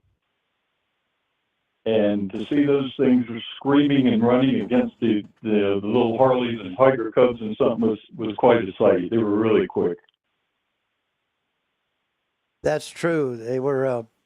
I had a kind of a semi-sponsored ride from Ducati at the time, and Ducati's shifting was marginal. It wouldn't always work, and the Boltaco was equally as fast, if not faster, and lighter, and didn't seem to have the shifting problem. So Yeah. we had some wars. Yes. Hey, there's one other thing that I know you don't remember me, but we've my dad was a long time Golden Eagle, and as well as Scott and Elaine and Anthony. I can tell you one thing about Anthony. He was a bratty little kid when I knew him. He seemed to have grown up and he's grown up into a nice person now, but he wasn't back then. Well, But we were talking. you know what? No, I really haven't. I haven't changed much. Well, I'm going to step in here because he's selling himself short. So we had to go back up to Brooksville and basically rescue our friend in dealership from going under. And Anthony was basically working at the Kawasaki shop across the street and down the ways a little bit. And in my personal opinion, it hadn't been for him, we wouldn't have had to turn around and make a deal to buy it. No way. You really believe that? Yeah, you're what made that dealership go. Yeah. I mean, look, the Quasts are like second family to me.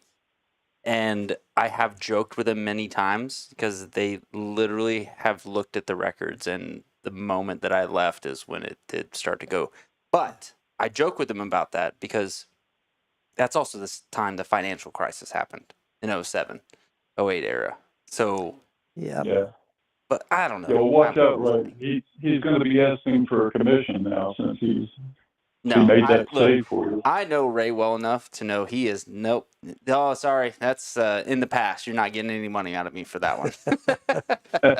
Yeah. Hey, just one more quick thing, Ray. I was at the race for you in '72 at Daytona. In fact, that's the first time I've been to what was at the 200 race. Yes. And I'm happy to say I have not missed a Daytona race since then. This year will be like my, I guess, 53rd year in a row that I'm going to Daytona 200. Well, you got that coming up this week. Besides that, Yeah.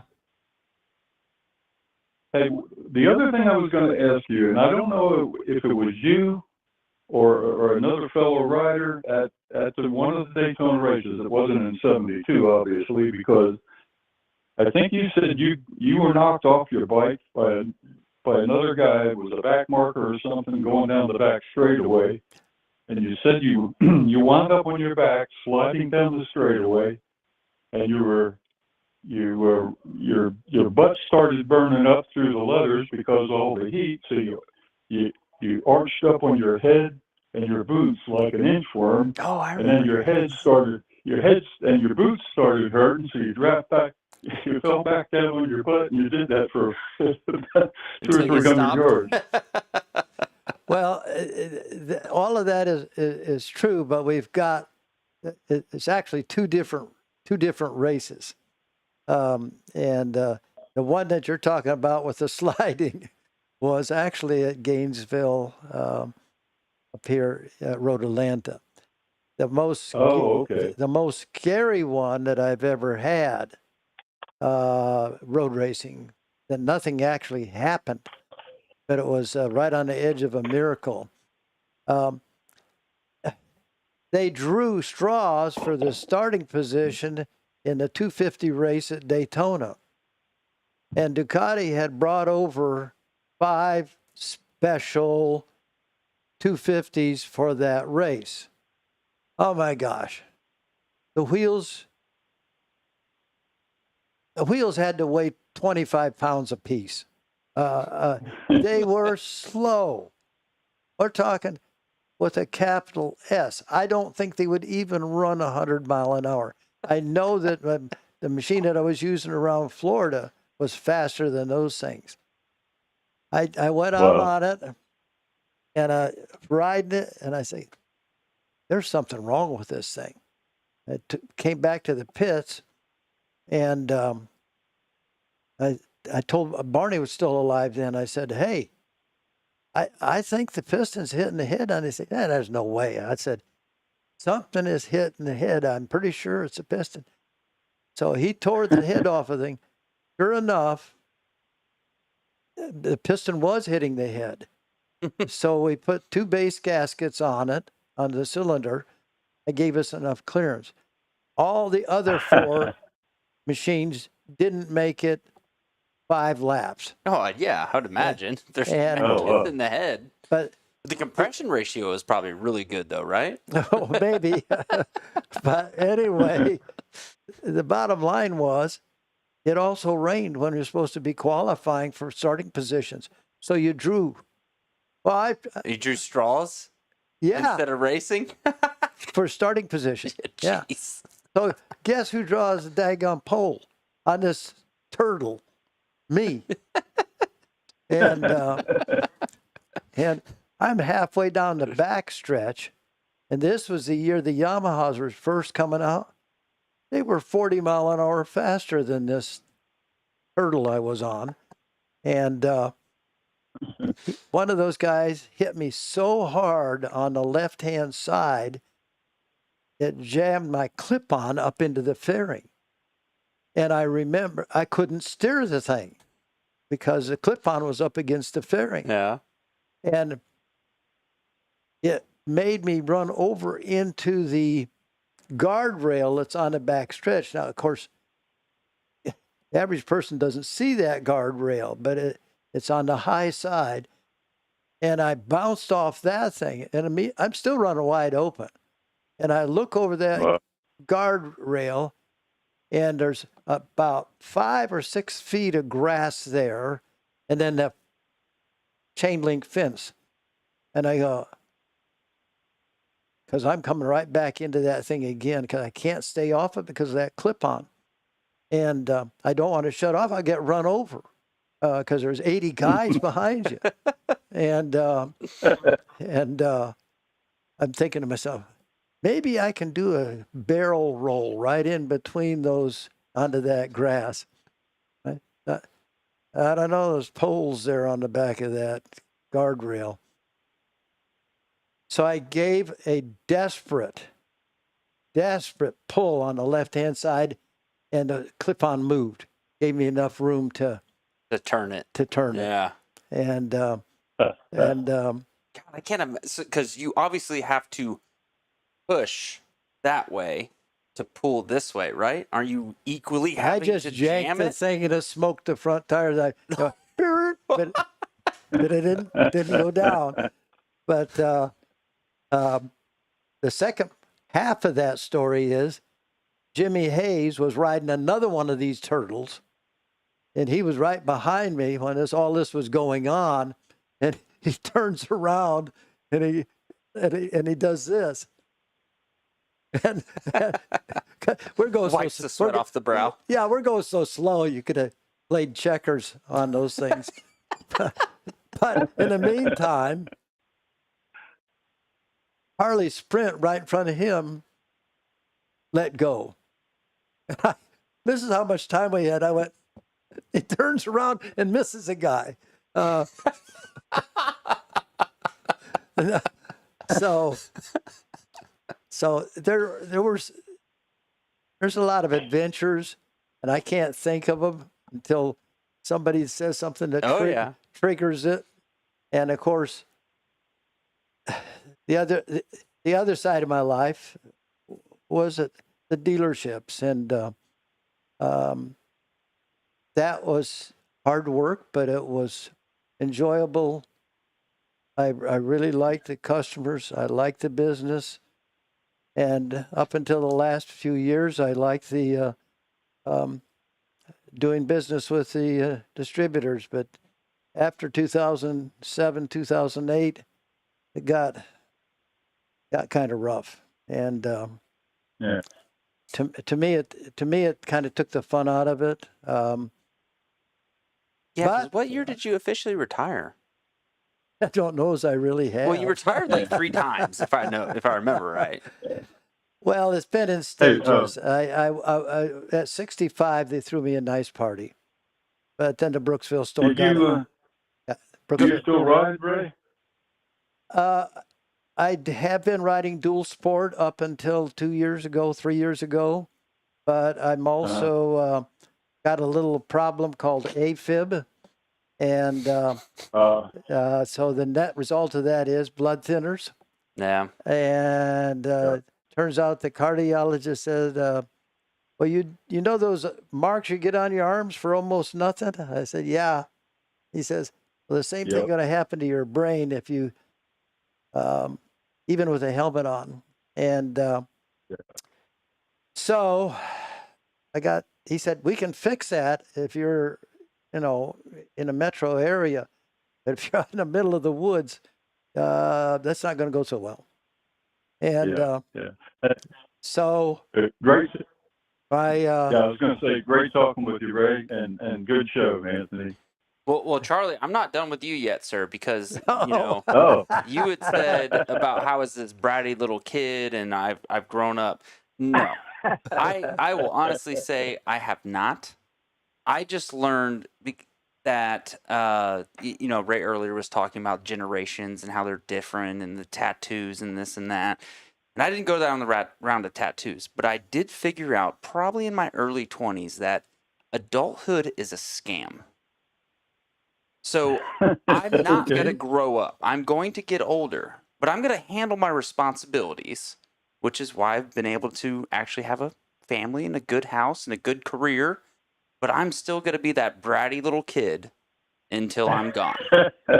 And any of my friends right now, if they listen to this, they will text you or tell you in person that he is not lying. So, Well, sorry to disappoint Charlie. I am still that bratty little kid. Well, I hate to tell you, all those things that you named off that you do, that's adulthood.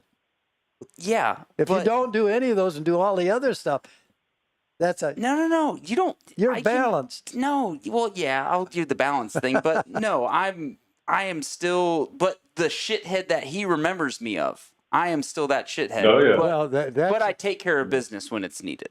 Yeah. Well, back then, you were thinking about maybe somebody should put a knot on your little head for what you did. But like I said, you seem to. I can believe you're bratty, but you're bratty in an intelligent way now. Which is worse, honestly.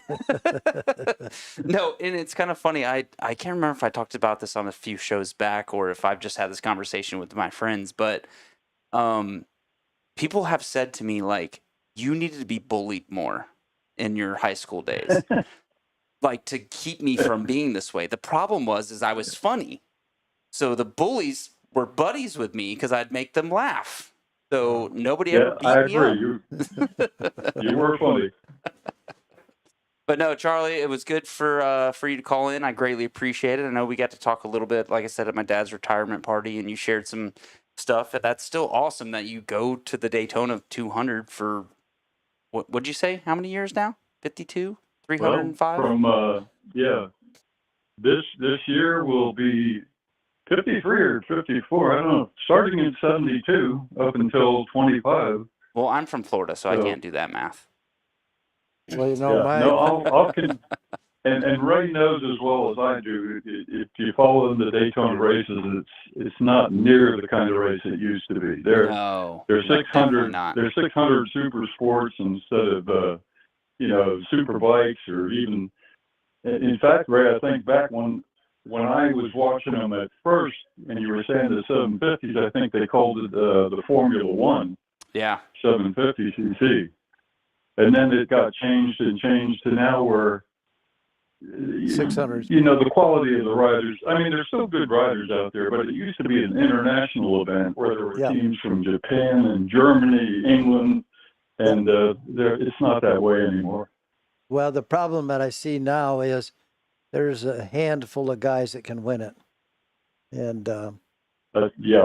Yeah, and in my day, there were the factory machines, and then there was the semi-factory machines, and I only ever got to ride one true factory machine, and that was unfortunately it swallowed a valve guide.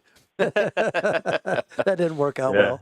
And so you were one of the top privateers of your time, though.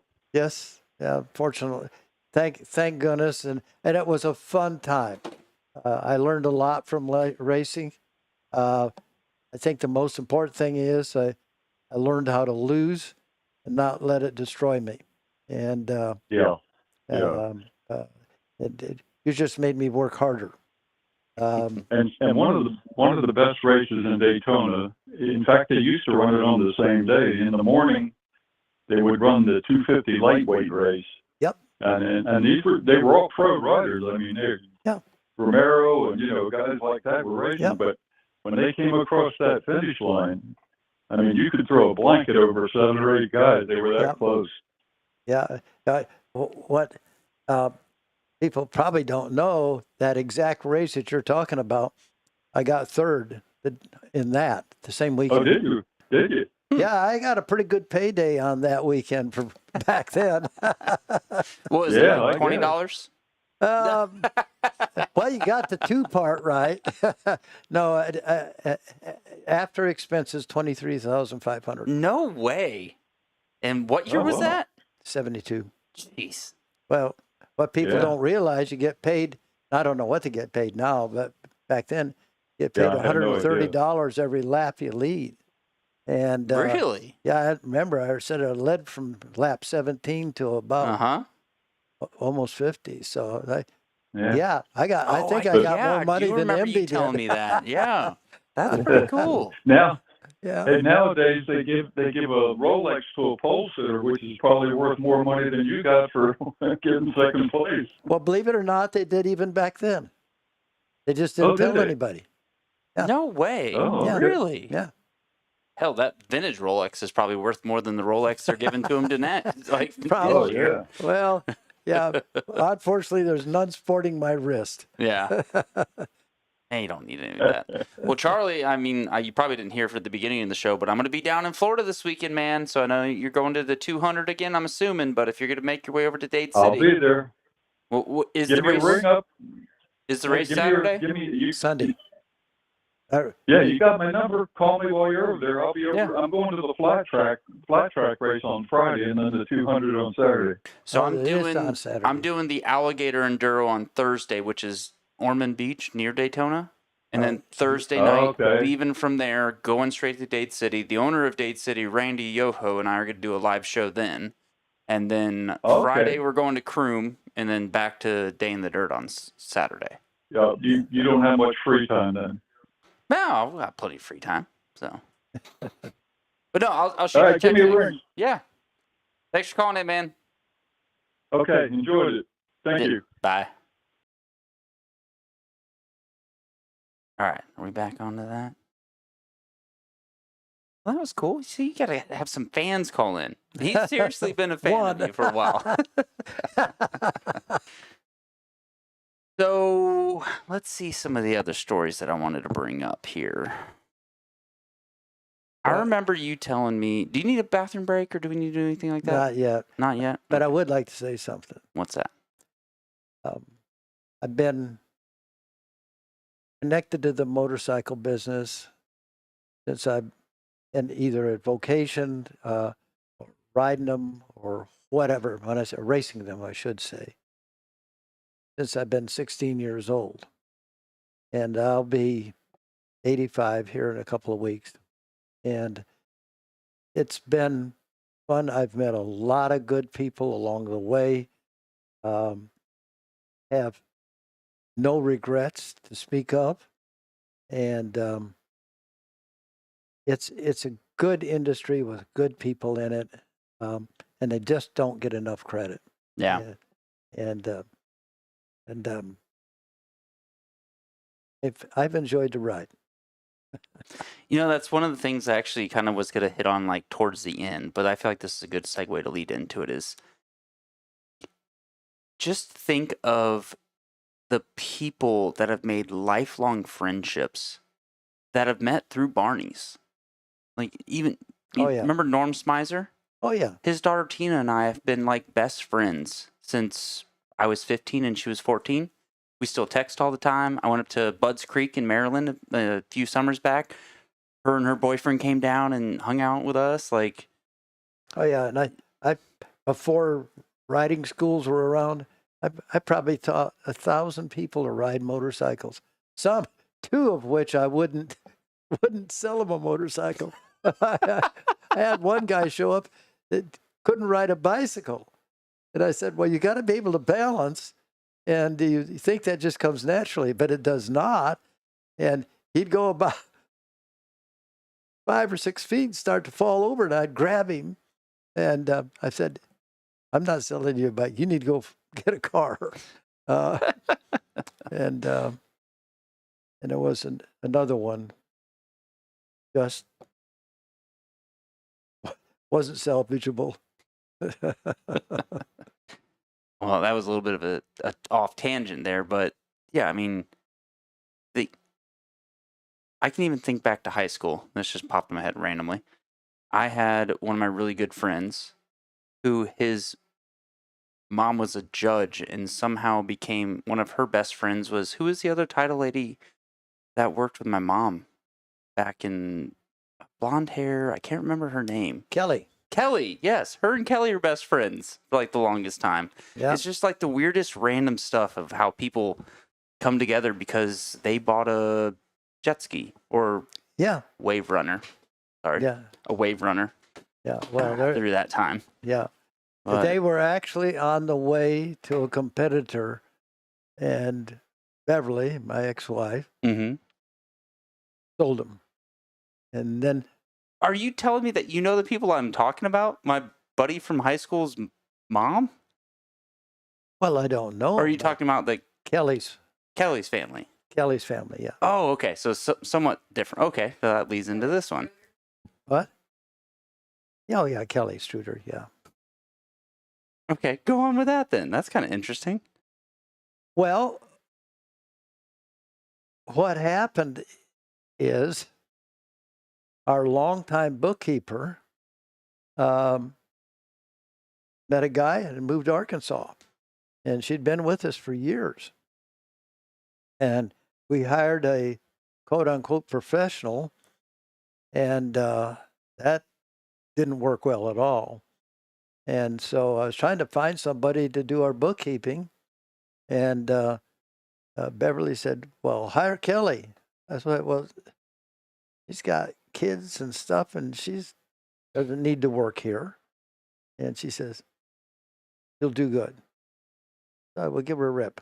So we hired her, and she stayed with us up until the dealership sold. Really? Just recently then? Mhm.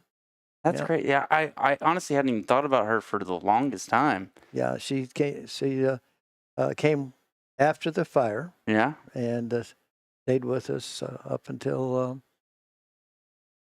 October of 22, I think it was. So another fun fact that'll probably people won't remember too much about the dealer. I'm really jumping around here. My ADD's kicking in. Evil Knievel used to come in a lot, right? Actually, he might have come in a couple times, but he was not a regular for our store because he basically rode Harleys, Triumphs in the early days, Mhm. and we, of course, were BSA, so that was a competitive deal. But one of the other guys that was a big-time jumper back then was a guy by the name of Bob Gill, and he had worked for us, and he raced for a while, and he took up jumping in order to make money to support his racing habit. And he was jumping a lake somewhere out. I'm not sure where it was, but he came up short, and he ended up with a paralysis from the waist down. Mm. So he's still alive, still doing good, and interesting guy too. Well, the stories I remember about Evil were more in his olden days, like when the new store was around. Like he'd come over to the dog Right. racetrack, right, Yeah. across the street or something like that. Yeah. That's what I remember it as. So am I remembering that incorrectly?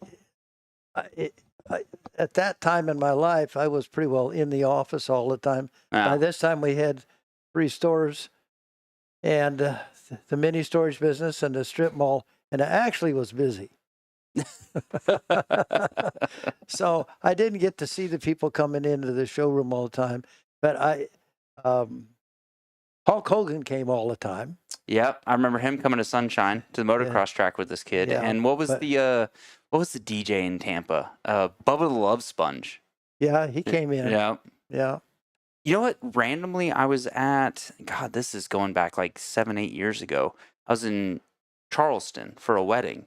And I just randomly turned on the radio to hear Bubba the Love Sponge. And I was like, oh my God. I text like so many of my friends from like high school, like, do you know where Bubba the Love Sponge is? And they're like, no. And I was like, he's in Charleston.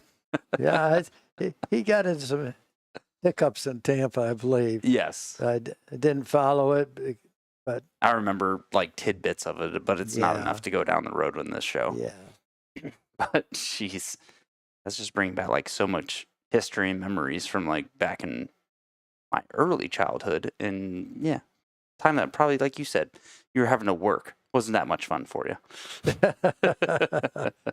Actually, like I told you earlier, I've enjoyed the ride. Yeah. I have no complaints. Met a lot of good people. Had a lot of good people working for me. And I shouldn't even say it that way. I had a lot of good people working with me. And yeah, if not for them, I'd probably be standing on a street corner holding a cardboard sign. Feed me. We'll ride motorcycles for food. Yeah.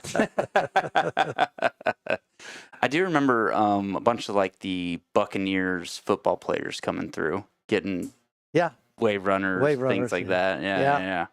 I do remember trying to learn how to grind. There was an old concrete section that was only like this big, and like skateboard, like actually like grind on it, and actually like lost the skateboard, and it like went into one of the football players' like shins. Oh, jeez. And like I was just looking up at the dude being like, oh God, this guy's gonna beat my ass, and he just handed me the board. And it wasn't until later that somebody was like, did you see who that got? And then I was like, oh, that's the football player dude. And I don't remember his name at this point. My dad probably remember it. It probably was either Mike Allstott. Yes, that was it. Because he was pretty regular. And who was a guy that was such a good kicker at the time? Oh, but he was, I don't want to say this because it makes it seem like I'm a football player, but I only remember it because I have a damn good memory. It was the third string dude who got, like, the other two kickers got put out, if I remember this right. And then he became the kicker, and he did awesome. Yeah. And it was like a French name. I don't know. Can't remember. But he was on the team at the same time Allstott was. Yes. And that was, by the way, one of the best promotions we ever did. Really? Yeah.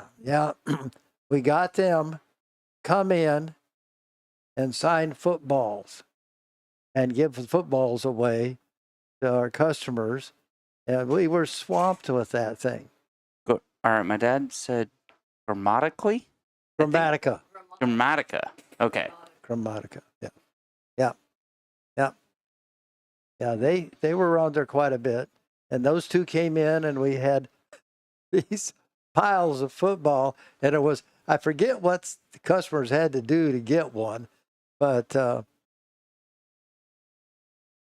think you're right about that. I think it was 30 days.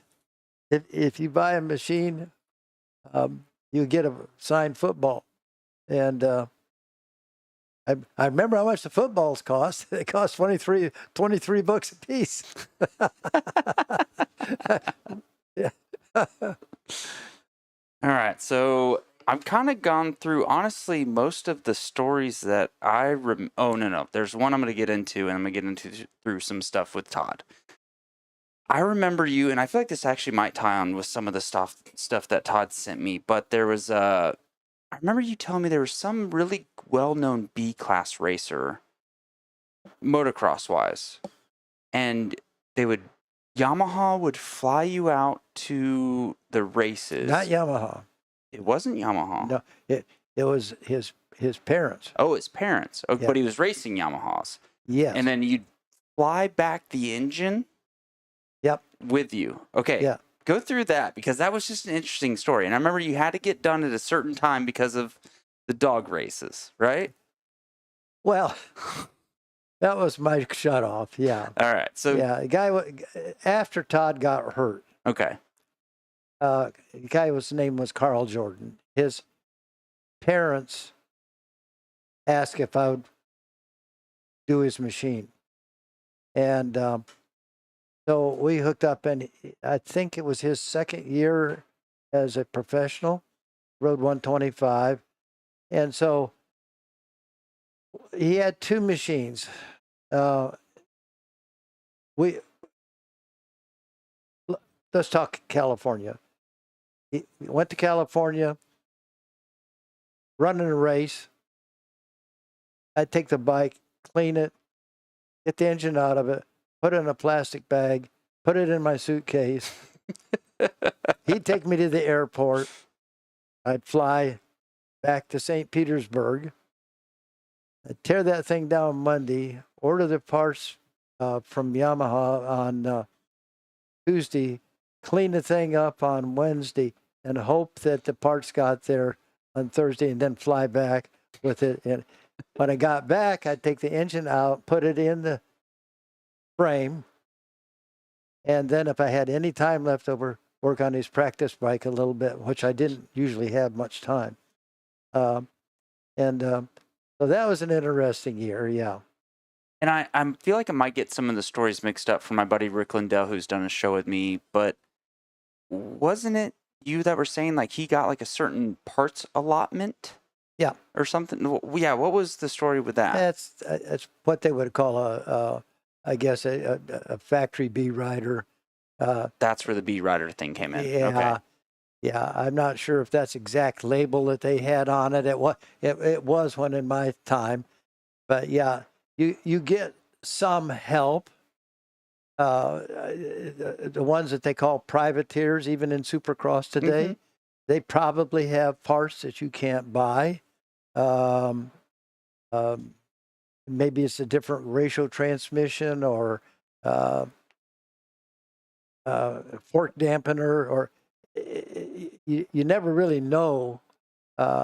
They all look stock, but they're just not quite.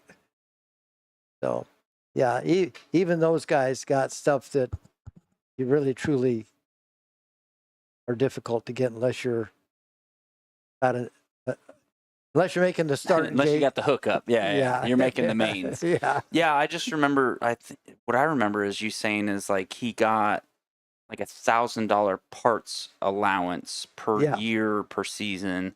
And I remember being like, that's not that much. And you're like, no. You could buy it at their cost. Yeah. So as where a piston would normally be a retail of, I'm just throwing out a number, $100, it would be like $20. Yeah. So like $1,000 actually spread out a lot. And I kind of remember that being pretty interesting, that was how they would do things back then for those guys. Yeah. But yeah, what was the bit about it? And actually I feel like it was the same shed that I got the boots from the fire. No, that building didn't burn down. That one didn't. Okay. No. So which building was it that you used to go in to do? Because I remember you were saying, what was the cutoff time? You had to be done by this time because the dog races were getting let out and you didn't want to get stuck in that traffic, right? Wasn't that your... When we were doing amateur races all the time, and I was doing Todd's bike, and I was doing a few other bikes too, because quite frankly, I didn't have the money to do it all myself. So I would help other parents that perhaps were a little more affluent than I was, and I'd get Todd's bike running and then duplicate it. And but store closed at 6. So change clothes, go out to the race room, which is a separate building, and work on bikes. The reason 11 o'clock is because the dog track was running all the time. They let out, I couldn't get home. There was too much traffic. So I figured out that if I get out of here at 5 minutes to 11, I can get right home. And if I miss it, then it's a half-hour drive, and it's only 2 miles. So, and I'm picturing there basically being like one of those old alarm clocks with like the 2 bells on it, and you just kind of hand wind it to go up I had one of those big. I think it was can't remember what kind of clock it was. Either Coca-Cola or something like that. You just constantly kind of. Well, pretty soon you figure out about when it's going to happen. You hearing the noises and the other things in the background. Well, they when they're going to do the race, they go da da da da da da, and when it's quiet out there at night, and the doors were open, I could hear it. But also, pretty soon you get in that routine. You know what's coming. It's kind of, why do you wake up at 7:30 in the morning on your own? I'm up at 6:30 almost every single damn day, and I hate it, even on the weekends. So you get programmed. Yep. All right. So that moved through all the ones that I was going to say. And you having a good time? Do you need a break or anything real quick? I know I said something earlier. Well, other than my wife is over there about to kill me. Is she ready to pass out? No, I'll get my parents to come pick her up. You let me know. Okay. Oh, okay. No, I don't want to bore people any, and No, it's yeah. not a bore. This is good stuff. People are gonna love this. I'm telling you. I'll bust through some of these things real quick and see if there's any stuff that kind of brings up some memories. One of the shop trucks leaked oil so bad that you guys had a hose and a. Oh, that was when I first came to work there. They had this old Chevrolet. I'll tell you how old it was. The floor and the bed of the back was wood. Okay. It was old when I was there. And it smoked so bad that you could just about couldn't put oil in it fast enough.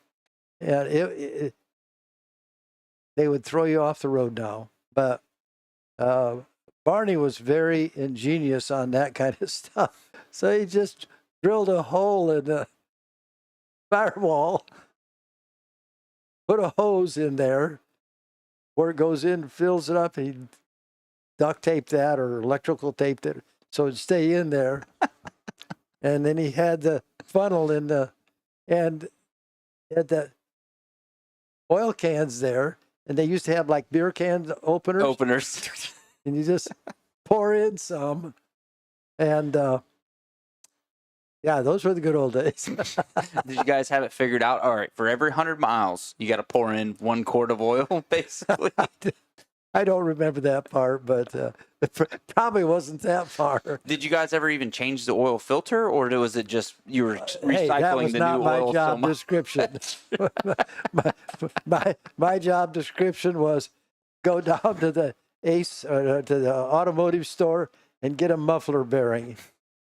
Of course, I didn't know what a muffler bearing was because there wasn't any such thing. Nice. Yeah. So this I thought was pretty interesting, especially since I'm going to be going down to Croom this Friday, is that Todd had said you had a role in the agreement? I did have a very prominent role in that, yes. Interesting. So Yeah. I've always wondered the story of Croom and how it started, and also I had heard that it was hunting ground. That's correct. And for how many ever months until some asshole hunter didn't want somebody on their trail, so they like booby trapped it. Yes. And it damaged somebody. And at that point, they kicked the hunters out, right? Not exactly. It was a lot more complicated than that. Well, let's go down that road of that story because I feel like that's going to be interesting. Well, we were supposed to race at Date City, and it rained. The guys from Ocala, were competitors, but we're kind of friends too, said, hey, we know a place up here. We can go ride, and it won't hurt if it's a little wet. Said, okay. So instead of going Scrambles track at Dade City, we went to what is now Croom.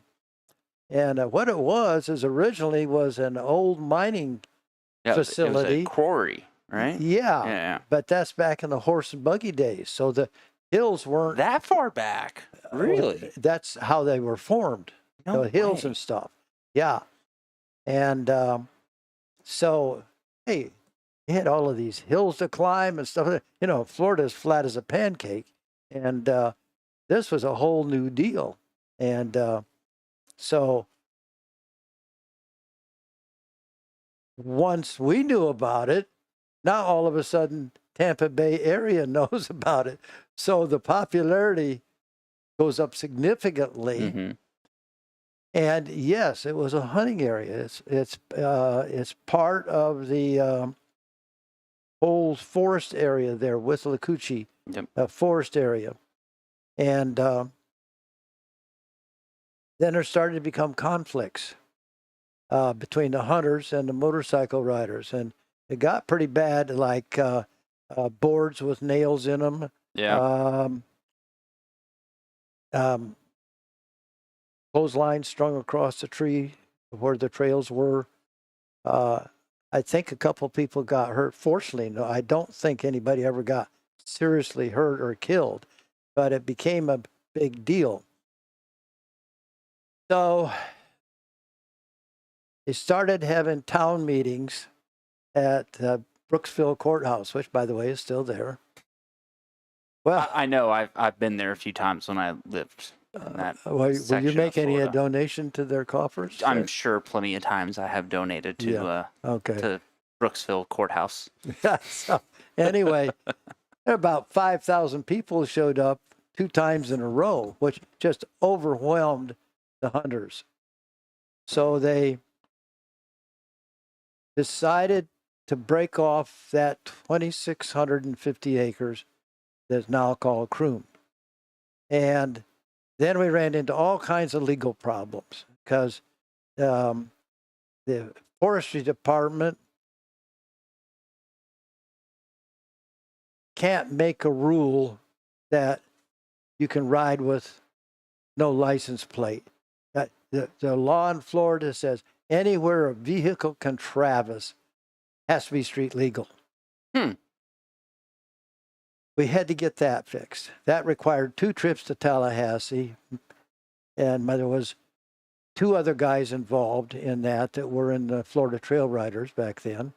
And is that what became the Suncoast Trailblazers? Could Or have is that been. okay? I didn't 'Cause follow that's it. the Yeah. group that I kind of remember was part Yeah. of the Croom Enduro. Was that name? Well, then after they finally got it approved, the motorcycle riders started going well beyond that area. And that got things all stirred up again. So then they decided that they would put blue paint on the trees. And if you went past the blue paint, you were in the wrong side. You had to go back. Well, it made so much money from the fees that they didn't know they built what a fence around the whole place. Yeah, they did. Yeah. They didn't know what to do with the money because state's not used to taking a profitable thing in. Yeah. They just send it out. So they put a fence around it, and that's how it came to be. Yeah. But that wasn't a 15-minute deal. That took several years. Yeah, and for the longest time, it was like $20 for an annual pass. Was it the $20 at the beginning when they started bringing that in? It was free. Well, you said they were making money from Yeah, it, but right? it was up to when they finally got everything settled. Yeah. You know what? I don't know. Somebody's got an annual deal.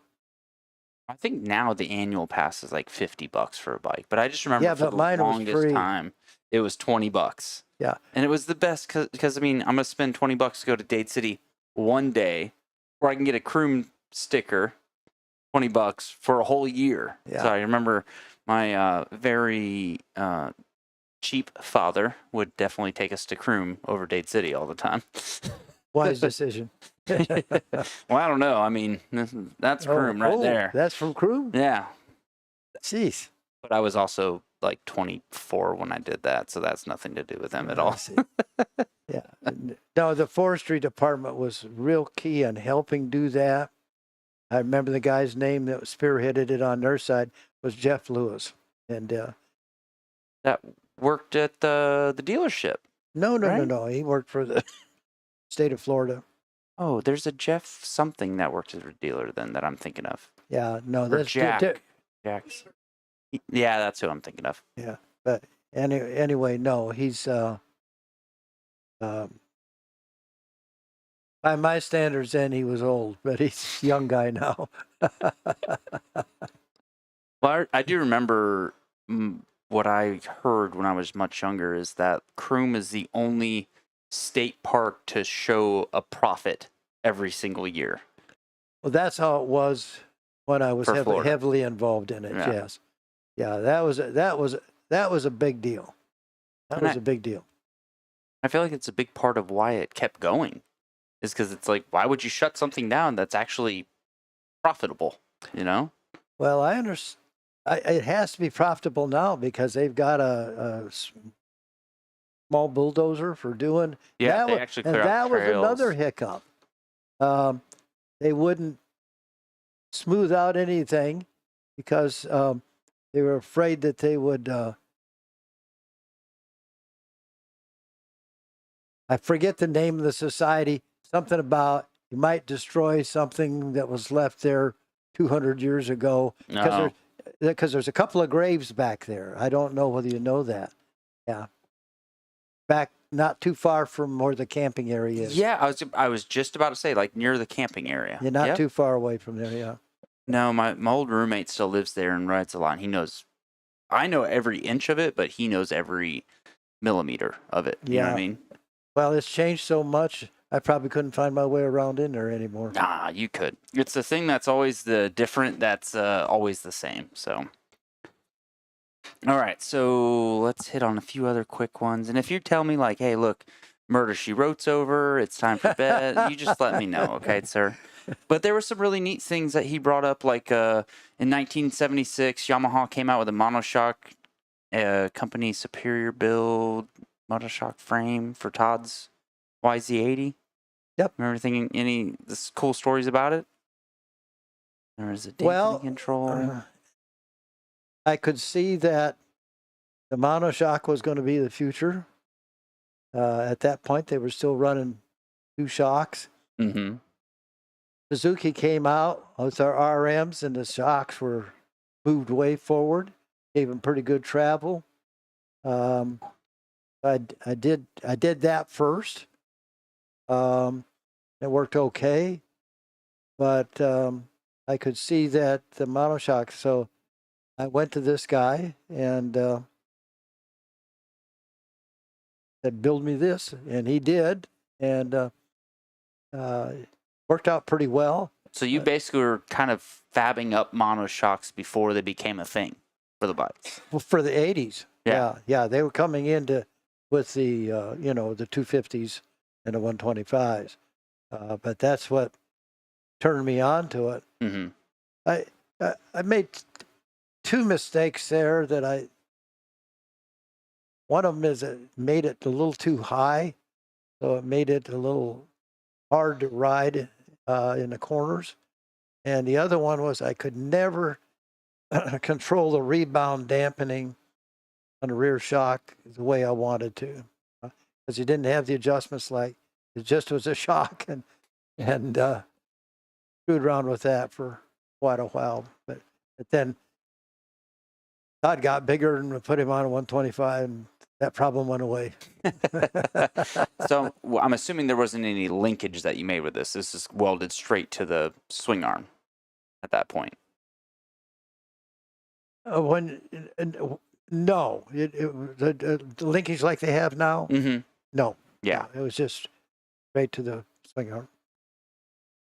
Yeah, and then actually he said like in 77 there's still some suspension improvements. Dad took a cue from RM, laid down dual shock concept. Yep. Completely modified the frame to accommodate that. That was a whole frame. Well, that's kind of part to that other one. So, but you had made a comment about him going up. So there's something about in 79, Todd moved up to riding like the 100 and 125, and you figured out they both use the same frame? Yep. So what's kind of the story to that one? There was so much going on right then. I'm not 100% sure, but yeah, he said that there's some Simon forks and a Fox air shock. Yep. Todd should call in and talk to some of these things. Yeah. Because he remember. They're a little more core Poor memories guy had for to him. ride it. Yeah, I tried to turn a 80 into a 100 by stroking it, and that didn't work. And there were a lot of things that we did. I was working on them all the time, and found out that at least in most of the guys I was working with, if I could help control the fatigue factor, That would make a huge difference. So suspension and little things like take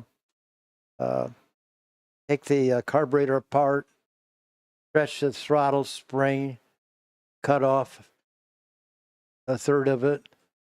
And so when you got tired at the end, they didn't have that pull on the throttle. Lube the cables every single race so that they Pull in a little easier. real easy. Yeah. Yeah. Just a lot of little things like that. Tried a bunch of stuff. And one of the things that worked, better give Todd some credit here because he had to write all of those basically prototypes. And so I tried to get one that was better than any others. And I don't know why this is, but you could take two of them out of a crate, and he would like one better than the other. And so what I would do is do the stuff basic on the one that he liked that I knew. Then I would move to the one that he didn't care for as much and try to make it better than the one he liked. And then when he got that one, then do the same thing the one that he liked. So you get about 6 months into the year and you got a couple of units that are pretty good. So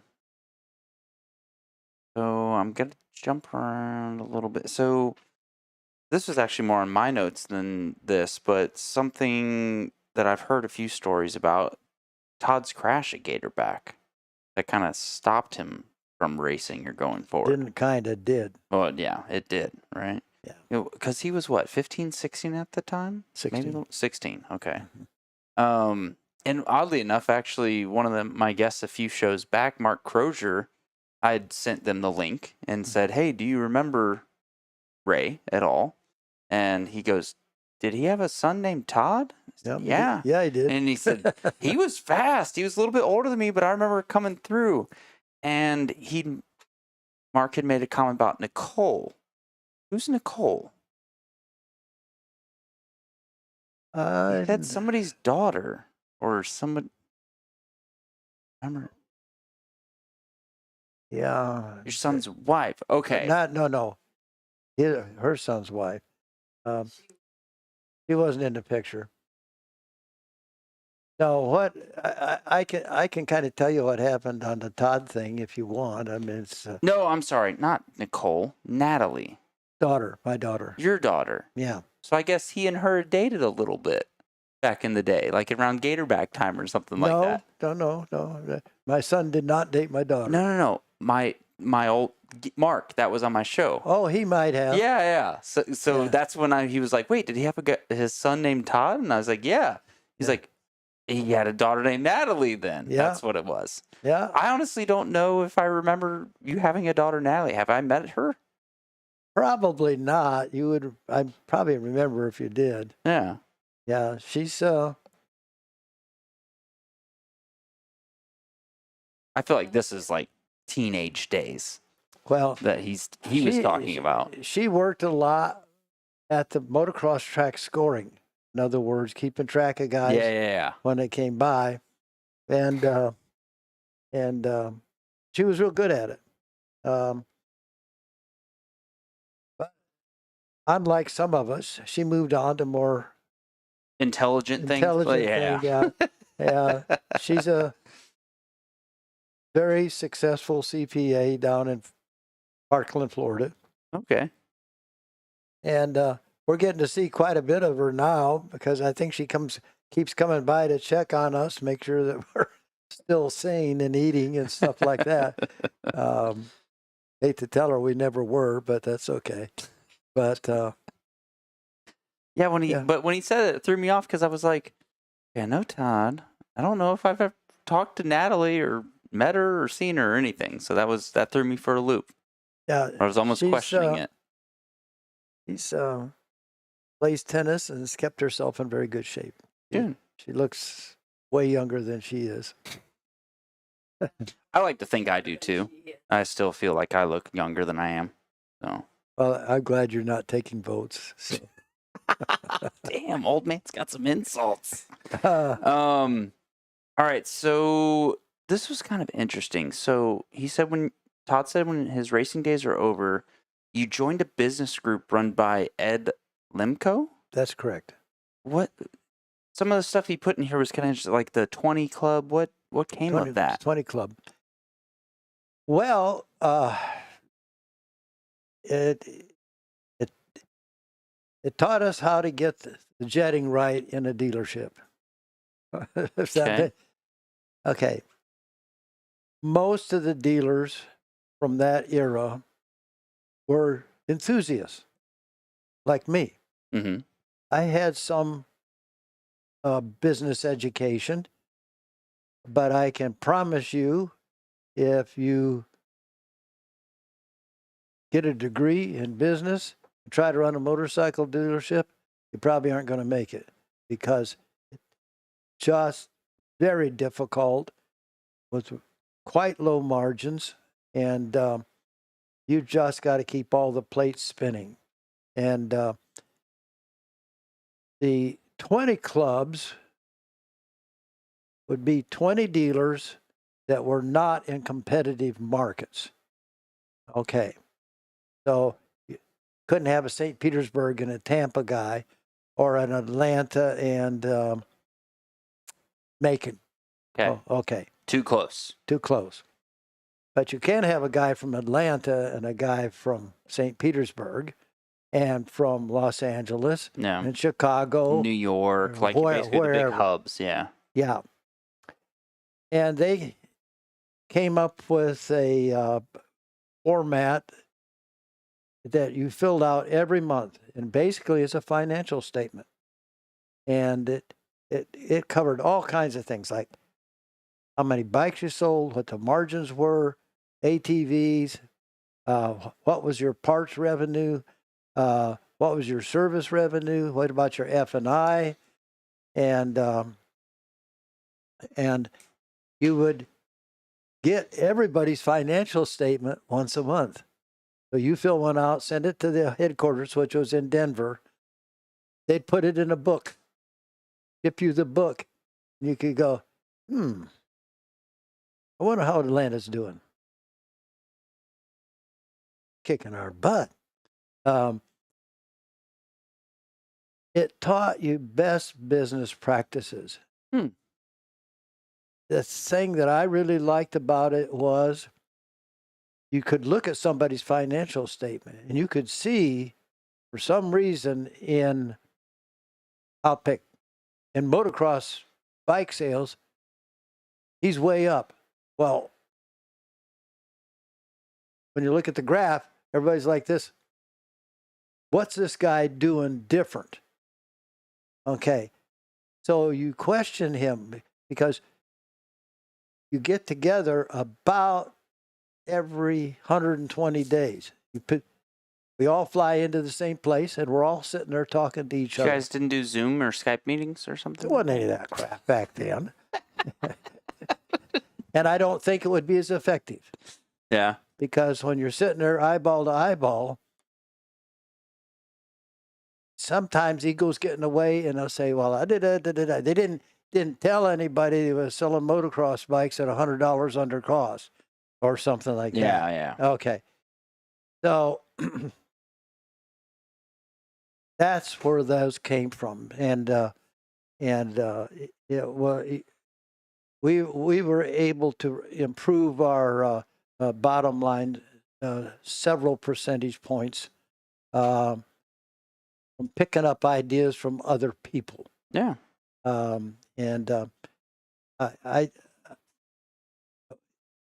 think it would be good for every businesses to do that, because you don't know it all. Yeah. You may think you do, but you don't know it all. You may be thinking you're doing everything perfect, but the reality is you're probably not doing a whole lot as well as it could be done. Yeah, and I can't even imagine how many like aha moments you would have from doing those meetings every 120 days, being face to face with a person like that. I got myself in a bunch of trouble after the first couple because I'd come back and say, "Oh, we're gonna change this," and everybody just went into rebellion. Yeah. So I said, "Okay, slow down." Baby steps. Right. So from that time on, I would make notes as we're going through the meetings. And then you're always flying. So I'd get on a plane, I'd drag those notes out, and I'd look at them again and say, which one of these things looks the best to me for my dealership? And I would draw a circle around it. I'd pick 3. Okay. Then when I get home, review them again and pick 1 and try to do that one thing before the next meeting. Yeah. And granted, it takes time, but our profit percentage went up considerably, and grew Barney's into the powerhouse it became to be, right? in 25 words or less, yes. Yeah. Yeah. You know, it's funny to hear you say that because I remember it had been '02. It was probably the year that Langston and KTM started getting traction. And I remember coming to you and was like, the KTM 125 has 5 more horsepower than anything on your showroom. Why don't you get KTM? And you grabbed your dealer magazine out of my motocross action magazine or whatever magazine I had at the time. And you flipped to the back. God, I can't believe I remember this so well. And you showed me a circle chart that showed percentage of who did what the previous month in this magazine. And he said, you see that right there, the red? Like 36%, maybe it was 39. I'm just throwing numbers. He goes, yeah. See that orange? That's 10%. That's why I don't have KTM. And I was just like, holy shit. Okay. Yeah. This guy, I could understand why it was that you weren't planning to bring KTM at that time. Oh, you bringing him a soda? No, I don't.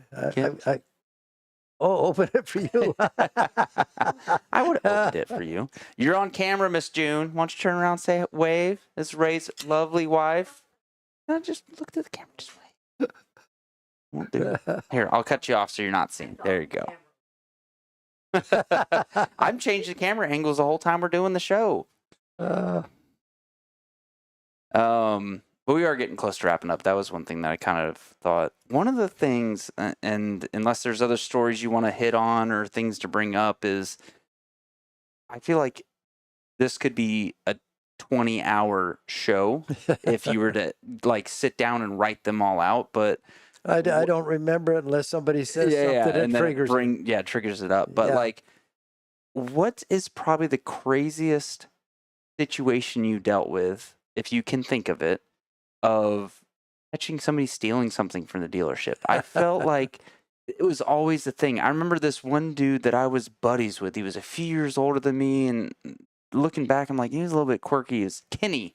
I don't remember his last name, and don't say it if you do. But he got busted taking $100 from somebody that was returning a jacket or something along those lines. So you probably don't even remember it because you had so many of those situations to deal with.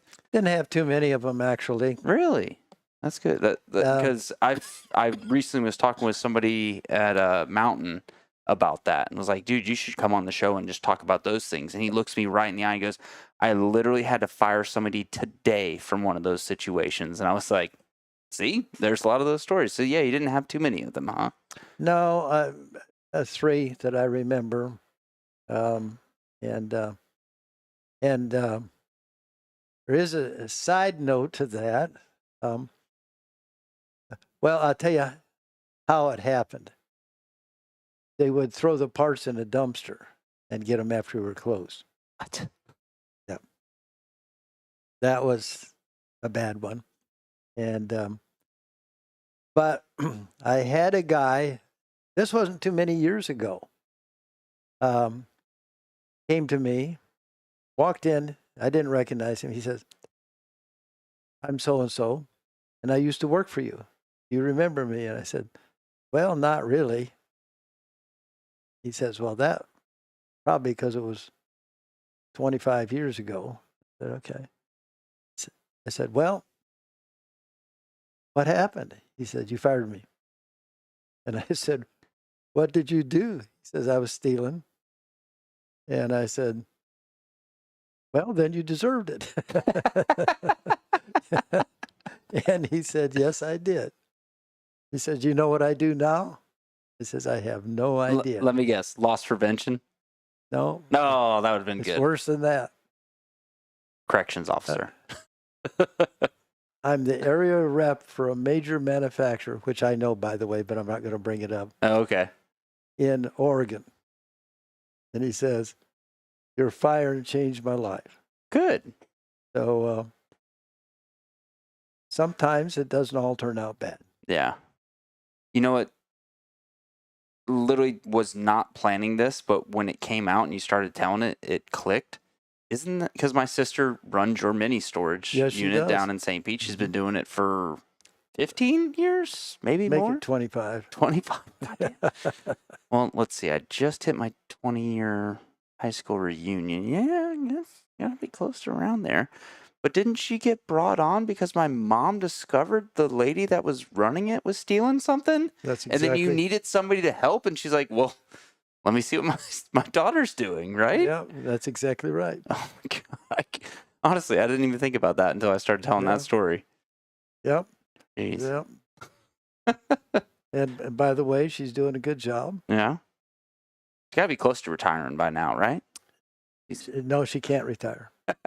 I don't know enough about that business to let her retire. Oh, my God. How about the freaking drug ring that just got taken down? In your, I don't know if this was recent or if this was years ago, the last time I'd seen it. December 5th of 2023. I won't forget it. What happened with that? Well, I'll tell you in order I found out. Okay. Hey, boss, there's a bunch of cops on the plaza parking lot. I said, cops? Yeah. Well, what's going on? He says, they're raiding the place. I said, no. He said, yeah, they are. I said, okay. I guess I better get on down there. Get down there.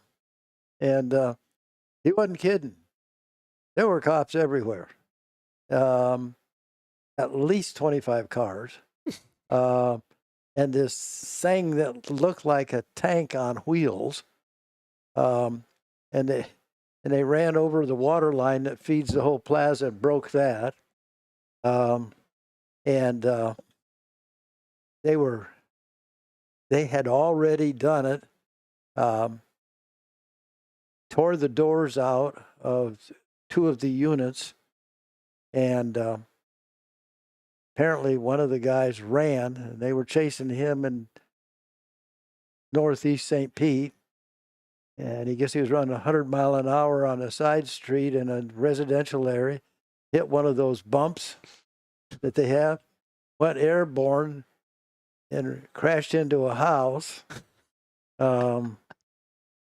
And come to find out, this is something they've been working on for 3 years. And they had come to me and said, we think there's drug activity in this complex. Do you know anything about it? I said, well, no, but I wouldn't know. I'm kind of naive. And he says, do you mind if we put a camera up? And I said, no, go ahead. Anywhere you want. And I said, I can make life a little easier. I'll give you access to the ones that I have. And but they put theirs up anyway. And that was, for crying out loud, in August.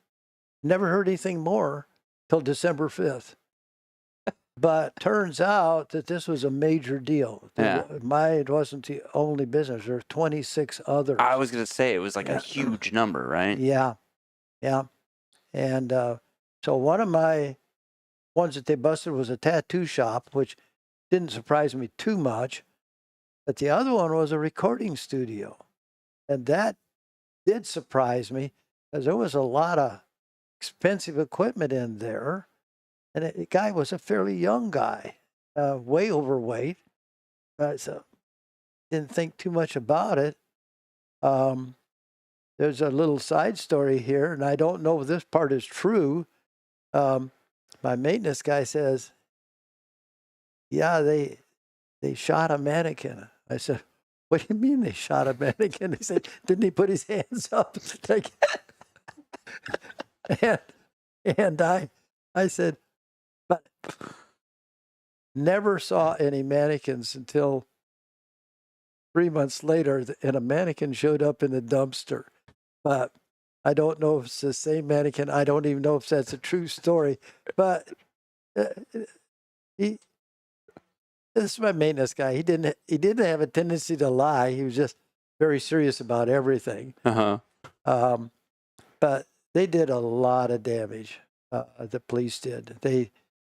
I found out just one of those commercial doors is $10,000. Oof. And so they did a lot of damage to the complex.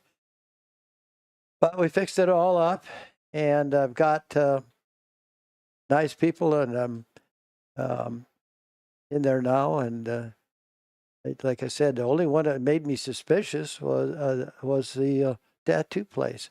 But it was I think the tattoo place drug the other guy in because they were right next door. But they hit 26 other places that same day. Yeah, it was like simultaneously, right? Yeah, and they recovered enough. They recovered $104,000. None of that went back to fixing your door? No, and it wasn't in mine. And they found enough 25 kilos of cocaine and 6.5 fentanyl. So it was a big deal. It was all over the news. Yeah, it was good advertising. I bet. But the place is full now, and the owner of the place is maybe a little more careful. Of who he lets in as renting tenant. out. Yeah. Well, Ray, my wife has even texted me, let that poor guy go home already. It's almost 10 o'clock, sir. We would have probably done this earlier and been a little bit easier if it wasn't for the weird audio issue I was having. But I'm glad we did this, sir. Well, I don't know if it's entertaining anybody, but Your wife's having a good time? Well, on a personal level, she's a great wife. And let me do my thing. And I attribute at least 50% of the success I've had, or lack thereof, to her. But she's a super positive person in my life, and She telling you? Tell me to stop it.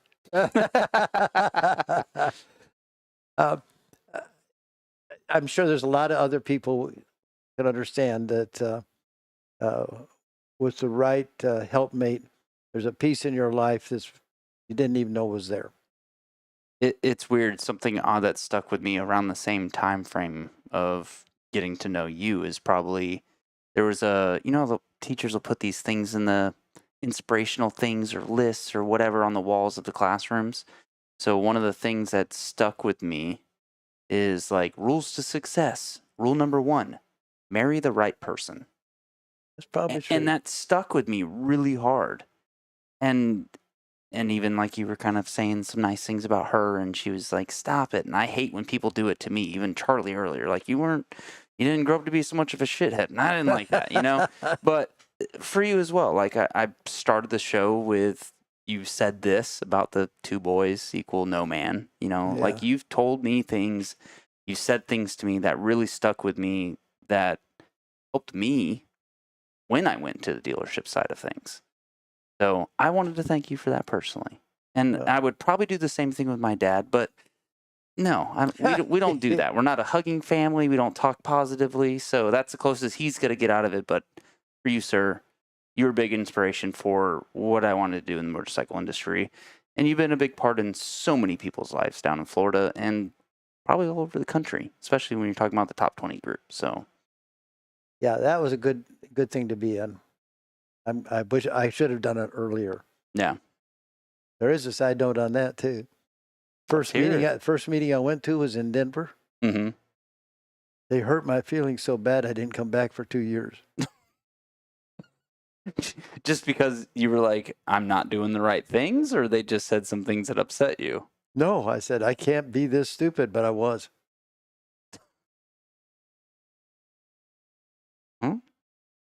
Live and learn, right? Thankfully, I did. Yes. Well, That's true. usually I wrap up the show with like a quick little story from my kid, and I do this outro, but that ain't working. So we're just gonna cut this off whenever, unless you got any other stories to tell. Or Miss June, you got any other things that he should talk about? Well, anybody that's listening has had anything to do in my life, thank you for being there. I'm at the time in my life, I do not need a 10-year warranty on that color TV.